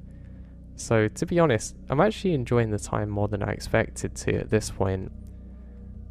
The trees are given a really nice shade now, so there was no need for me to rush trying to get out of the sun. I have a camel pack, so I'm just constantly drinking from this on my journey. Now the bag gets pretty full, but I kind of had like a holster thing I could hook it onto, so it would kind of hang off the side of me if I use that stick, if that makes sense. But it wasn't too heavy, it was manageable really. Now while I'm doing this, I do notice something strange. There seems to be some kind of diving suit. Well, at least that's how it appears to me. It's probably like, I don't know if you've seen one of the Batmans with Penguin, but the old one. You know the cat lady, the thing she wore in that? It was more similar to that, but obviously had been in the water at some point. Now, I stop for a moment and think to myself, well, we do get some people that go swimming here, but you wouldn't really want to wear this for that job. And I think this is pretty bizarre. Now, I've prod around a little bit, and I'm worried that maybe it's something weird that shouldn't be here. I gather my thoughts for a moment and realise that it's probably best if I just continue on my way. I'm going to have to come back for it another time. This is quite annoying really, because I have to go all the way back and get another one of those smelly bags to take this thing. I did try and lift it up originally with my grabber thing, but it was far too heavy and I don't want that dripping on me while I'm walking. It will not be a fun time. But I'm prepared for this and I continue on my trail. I get to a point where I decide that now's a good time to get some food in me and stop for a little bit. I'm eating some of my sandwiches and I've got some peanuts with me when I notice something drifting off in the lake. It's really bizarre. It kind of looks like some kind of boat, but it's definitely not a canoe. It's slightly bigger than that. But it seems to just vanish suddenly. It's almost like it sank down into the water, and I get a little suspicious of this.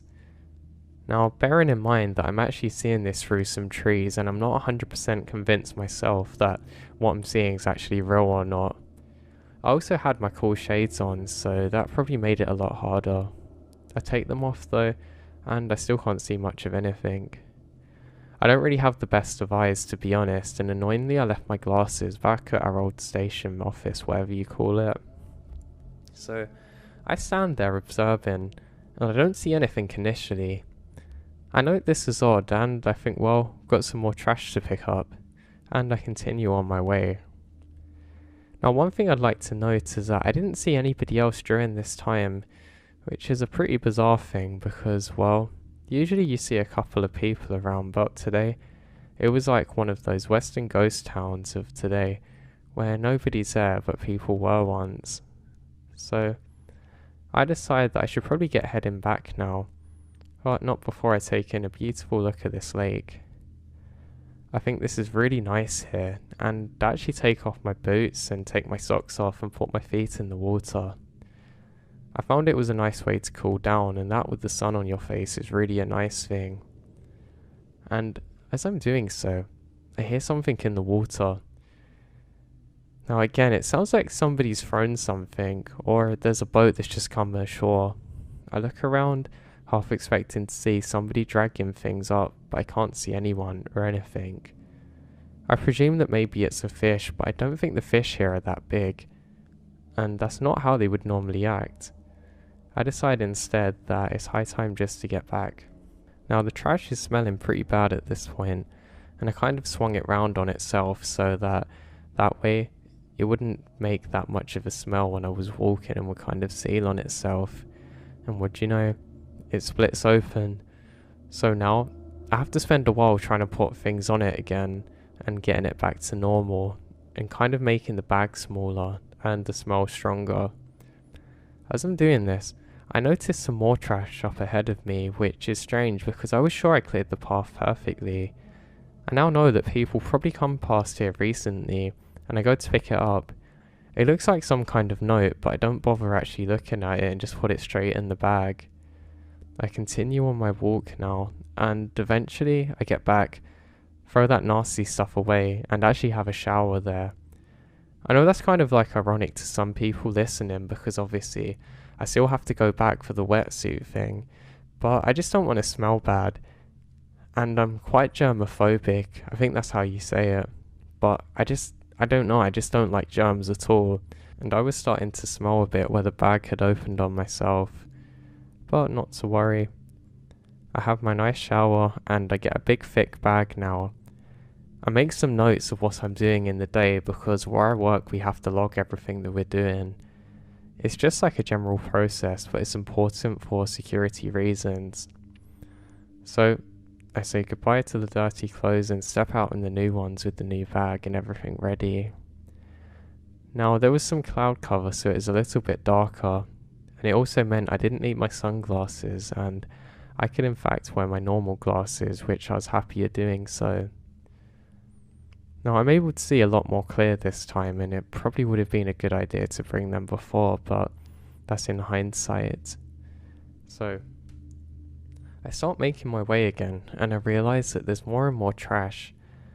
I keep on putting them in the bags again, and I think this is a little odd, and it's also annoyed me because obviously I've probably left the trail with this stuff and not realised it, so now I'm doubling up on my job.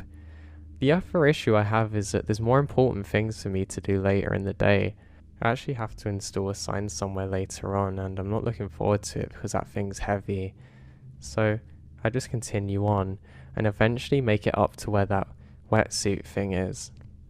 Now that's the thing, I say where it is because I can't find it. I can find the silhouette where obviously it was in the water before and left a water print, but there's no wetsuit to be found. I look around everywhere and I really can't seem to find it. I think maybe it's drifted in again, and what do I see? Just floating off on the shoreline, I can see it, probably about a mile away or something, and it's on the other embankment. This is no issue for me though, my friend, because I have to go over there with that sign, so I'm not too bothered. I just think it's odd because it shouldn't have been able to slip down because it was actually on some high ground, but not the kind something could roll off of. So I think this is bizarre, but again, I think maybe I'm having a bad day and I'm going a bit senile, or I don't know. So I just pick up more and more trash, and that's when I notice something odd. It all seems to be paper with things scrawled onto it, and I think, well, someone must have done some weird art project, or it was some young kid that was doing drawings and their parents didn't want to take it home. Okay, but that doesn't explain why it wasn't there earlier. So I quickly retraced my steps and ended up finishing the trash rounds. Ah yes, my favourite part of being a ranger that I missed so much, and what was actually an addition to what I was doing originally, but we'll talk about that another time. Now, I start walking back and I have a strange feeling. It's almost like there was somebody else there with me, but of course there's no one around. It actually isn't uncommon to have this feeling and sense, and I don't know. I'm not going to say that I'm someone that picks up on these things well, but it's just a feeling I'd noticed a few times before in this line of work. You're taught actually to listen to it and not ignore it because it might be a sign of, I don't know, somebody in danger. But I checked the log and there's no such reports, so I know that there's definitely nothing wrong. So I just kind of shake it off and get back. Now I'm a bit more annoyed because I have to bring this heavy signpost, but that's fine. At least I'm actually going to get that thing that I saw earlier. I decide once again not to log it though, because I'm going to have a long day at this point. So I start my trek. I have to walk quite a number of miles to get through to the other side of the lake, and as I'm walking I notice something. There's two people in a canoe, but I can't really make out much about them. They're kind of in the shadow side of a cloud, if you know what I mean, so I can't really see any details in particular. But they're not supposed to be here. I know that much for absolute certain, and I wave at them and call out. What was a little creepy is they both stop and seem to stare at me. And it could be my eyes playing tricks on me, but it almost looks like one of them's wearing a kind of plague doctor outfit. It's not exactly the same as like the European ones that we had, but it's not far off, and I think this is really weird. Again, I haven't got the best of eyes, and stupidly I don't have binoculars with me, so I can't get a closer look. But I decide that I should meet them on the other side because I think maybe they're the ones who have the wetsuit, and I have a few questions for them. So I start walking now. Every so often I can make them out for a little bit, but then they dart in between trees. My line of view is blocked is what I'm saying basically, but I'm a persistent being, so I keep going. Now, it doesn't take too long, and eventually I get to roughly where they should be, but they're nowhere to be found. I don't know if you guys have seen Pirates of the Caribbean, but it's almost like when the boat just sunk into the water of that weird guy with the tentacles, but they've just vanished now. I'm not really sure exactly what to make of this, but I can only presume that yes, they have gone to the other side of the embankment. Now, I'm not too much further away now, but I'm getting a bit irritated now because this is the kind of stuff that makes you have a really long day, and guess what, my boss doesn't care. He'll just let me have overtime when I'm working till like 9 or 10 at night, then want me to come in at 8 AM the next day. Yeah, you can imagine why I had to leave this place, but anyway, I digress now. So, I'm not too much further away now, and I'm very perplexed about as to where they could have specifically gone. It really doesn't make sense to me how they've just gone under. I mean, is there some kind of big iceberg which I'm missing and they've gone into it like the Titanic? Maybe, but the water doesn't feel that cold. Now, I was so curious as to where they went, I was half tempted to go for a swim. I mean, it'd be quicker than walking, but obviously I'm not going to do that. So I just make my way over to the embankment, and there it is. The wetsuit. It seems to have come snagged upon some logs and things that have fallen off from trees, so I go over to it. And that's when I suddenly feel fear come across my entire body, and I'm kind of froze, just fixated on it without thinking. It suddenly hits me, this could actually be a body. It doesn't look like the wetsuit I saw before, and I think maybe this is a person who's drowned, and I get some adrenaline, and I very slowly proceed. Something feels a little off about this situation, and it literally looks like a headless thing there. I get a big stick and I decide to poke it. I know that's 100% not what I'm supposed to do in this line of duty, but I don't know. There's nothing else I can actually think of doing that's probably going to work now. And that's when I realise something rather bizarre. Some kind of stuffing comes out, and it's not a body at all. It's almost like a farmland scarecrow, but it kind of looks weirdly put together, almost like the Catwoman suit. Now, this is where things are really weird, because this was the thing I saw earlier, but it didn't have anything in it. So that raises a question. Who filled this thing up, and why was it here on this bank? I think that's really weird, so what do I do next? Well, I grab another stick, an even bigger one this time, and kind of drag it ashore. And there's some stuffing falling out, which is kind of like originally a white colour, but it's gone to more of a dark cream, I guess. And I'm able to take it ashore, and I leave it there. I'm staring at this thing, which is almost like the farmland thing I said about, but not quite, and I don't know what to make of it. I finally call out, "Hey, whatever you're doing, you're not supposed to be." And I get a response, at least in my head, telling me to get out of there. Now, I guess some of my survival instincts finally kicked in, and to be honest, they're not always the best at all times. Not again for the work I was doing, but that's another reason I left, but hey. So, I start walking back now, deciding that this is something I should probably tell the guys about, and not necessarily investigate alone. I mean, all we've got between me and the relative safety of our office building thing, well, not a building, but you know what I mean, is the water, and I'm not going to swim. That's when I see what appears to be the two figures I saw earlier, this time on the shoreline. Now I get a much better look at them this time, and this is pretty bizarre what I see. I can see they've stopped to look at me, and one's tall but the other's relatively small. They're dressed exactly the same. They have kind of like a weird half pointy hat on, and kind of not exactly a robe, but some kind of gown on, in a weird black but waxy outfit. It's different from what the mannequin was, but they don't say a word. I call out and do a big Y symbol with my hands, trying to get their attention, but this doesn't work. I have a weird feeling about this, and this is another weird thing. They both start walking towards me, literally into the water. They walk until they're about head height, until they just stop, and seem to vanish underwater.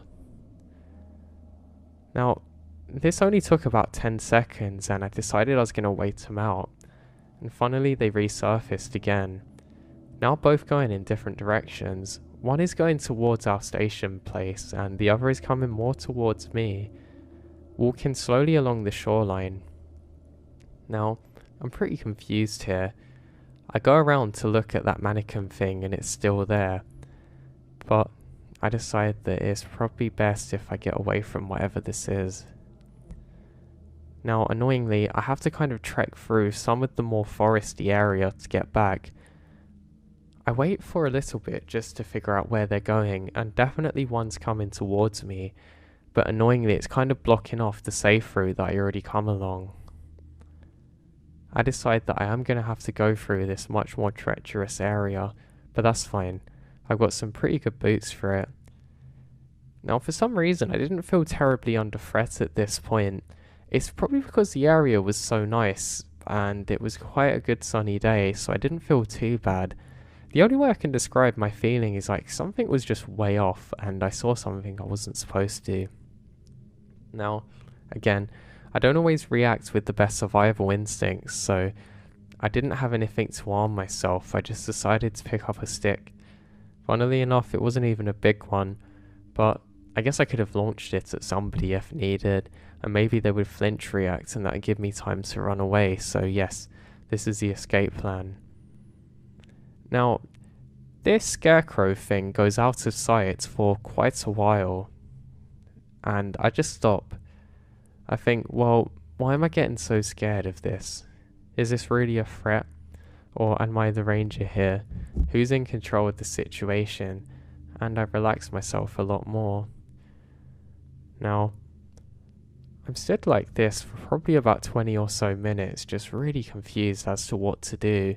And I now realise that I was probably in shock a little bit, but at the time I didn't know that. I just thought I was dealing with the situation accordingly to what I could see around me. And now, as I'm standing there, I can hear something breaking through the trees. I think, God, what now? And I quickly take a step back and I manage to get behind a tree. And I then catch sight of it. I can see one of those things now.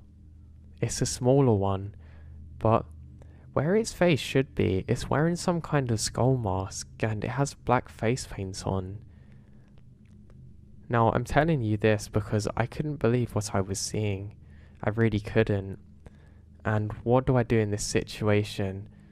I get my stick and throw it as far as I can to try and distract this thing. And then it dances towards it, almost like a dog going after some kind of treat or animal, but literally dancing while doing so. I now have some real fear running through my bones, and I start making my way in the opposite direction.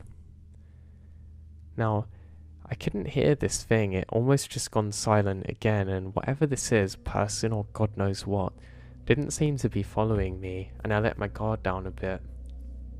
I've now come to the conclusion that there's some pretty weird cult people out here, and maybe they're trying to get me, and maybe, just maybe, I've come across some kind of crime scene they don't want me to know about. So, I have to start making my way now, tediously, around the lake, to try and get to relative safety, and my mind slips. I completely forget about the other one. Now, I make it probably about halfway across to the relative safety and where I have a truck, but I hear something up ahead of me again. This time it sounds much more forceful and quick, so I quickly duck down. I laid there for probably a good 5 minutes until I lock eyes with it. It was an animal. I can't remember exactly what animal it was like a big rodent, but it slowly makes this merry way towards the water. And I kind of cursed myself a bit just for being so scared. I say, come on, you have to get a hold of yourself and get a grip now. Now what's especially bizarre is that's when I notice it, what appears to be a body floating in the lake. I now realise that this is that thing I'd moved earlier. It was now floating further across, and I observe it until it comes up on the bank again, and then I see it. That person goes to grab it, but they're assisted by another one, equally as tall as them. I now realise that there's at least 3 people here.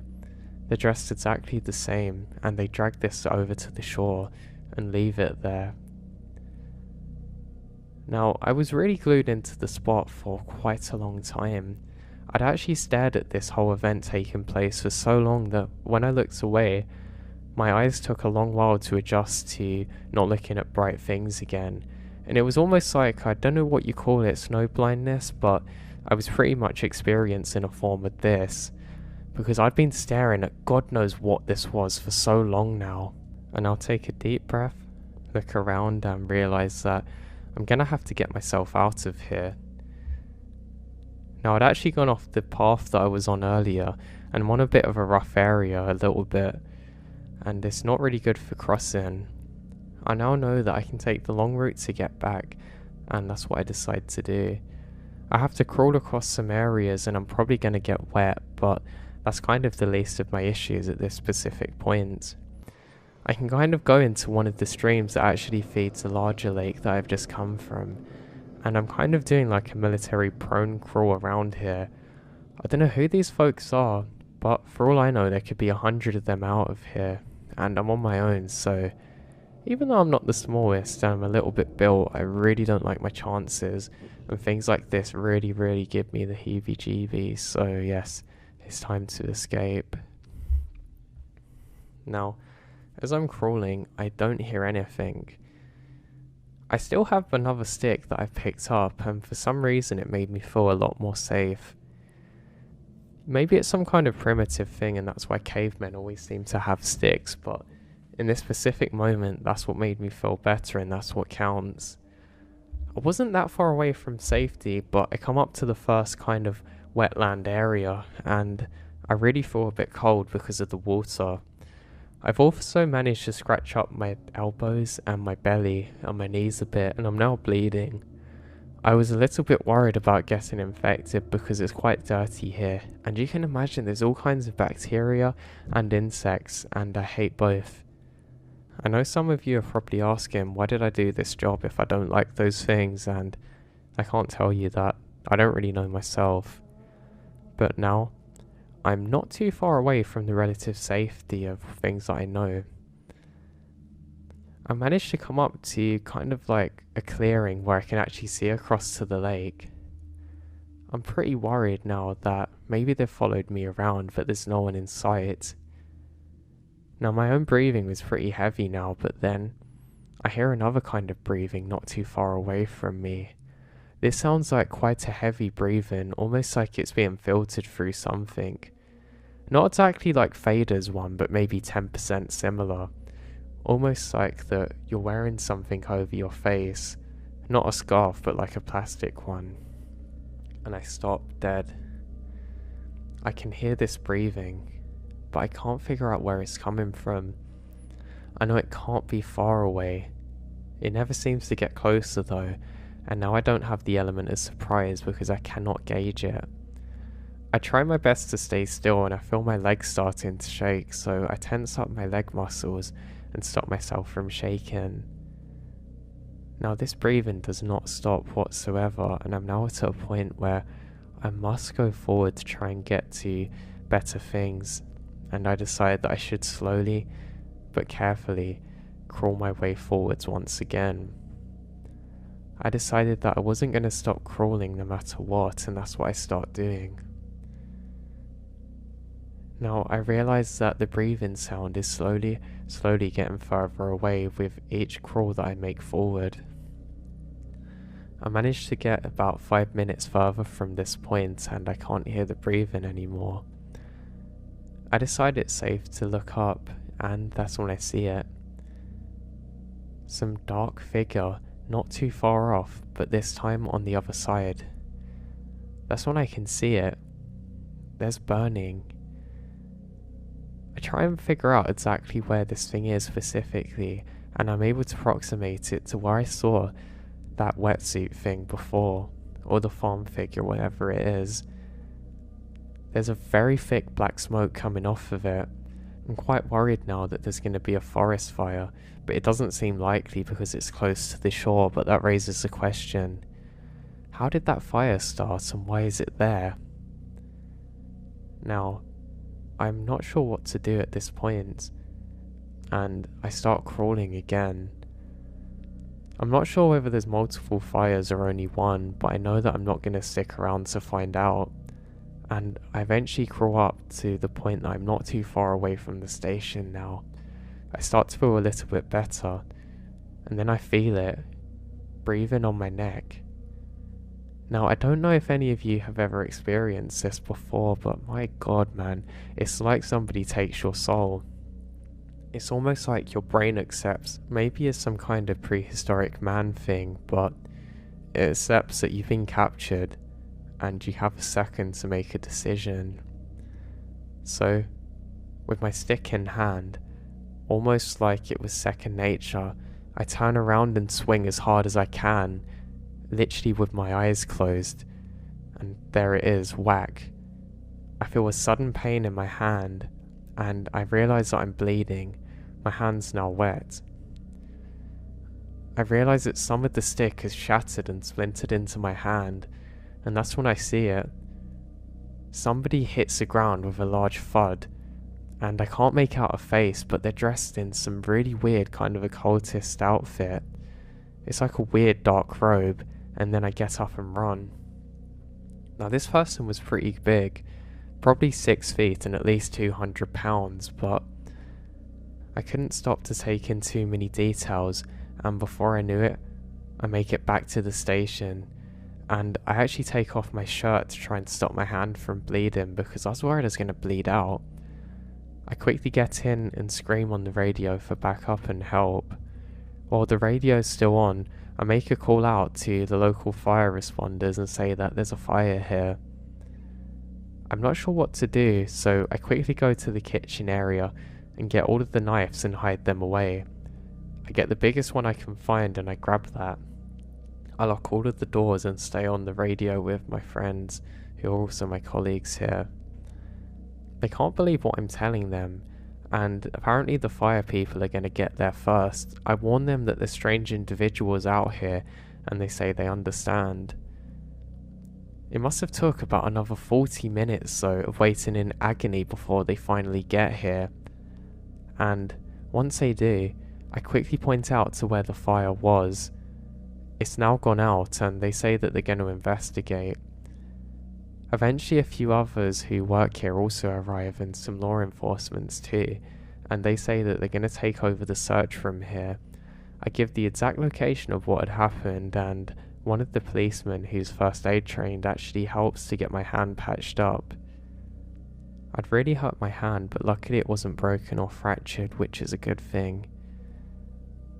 Now, I ended up waiting in that station for quite a long time, until eventually the fire people come back first and say there's no signs of fire, just some ashes, where something was burned. They said it was clothing, but they couldn't determine which because of the fire. But there was definitely no immediate threat, and that was a relief. That was my biggest fear. A beautiful place like this should not burn to the ground, and if there's one person that can stop it, I'm gonna make sure it's me. Now, second, the police come back and say that they really can't find anyone, and they ask for an entire report of exactly what had happened. I give them everything, and they kind of doubt what I was saying, constantly saying, "Are you sure this is what happened?" And I say yes, and they start doing some weird things, like asking if I've taken any prescription drugs or anything. I say yes. How do you think this happened to my hand? And they say that they're going to keep some people stationed here and try and investigate until they find out what's happened. Now, eventually I got put to a different area. In fact, it wasn't even to do with the forest, it was actually on the admin side. Eventually I had to leave the job because I just couldn't bear the thought of going back there. Now, we were never able to find out exactly how many people were there, or what they were doing, or why they were there. And since there's no reports of similar events happening, I can only imagine that it was some kind of cults doing some really weird, ritual or whatever they want to do out there. And maybe they were trying to capture me for some kind of human sacrifice or God knows what. I'm just very happy that I managed to stop at least one of those and give them a taste of their own medicine before they got me.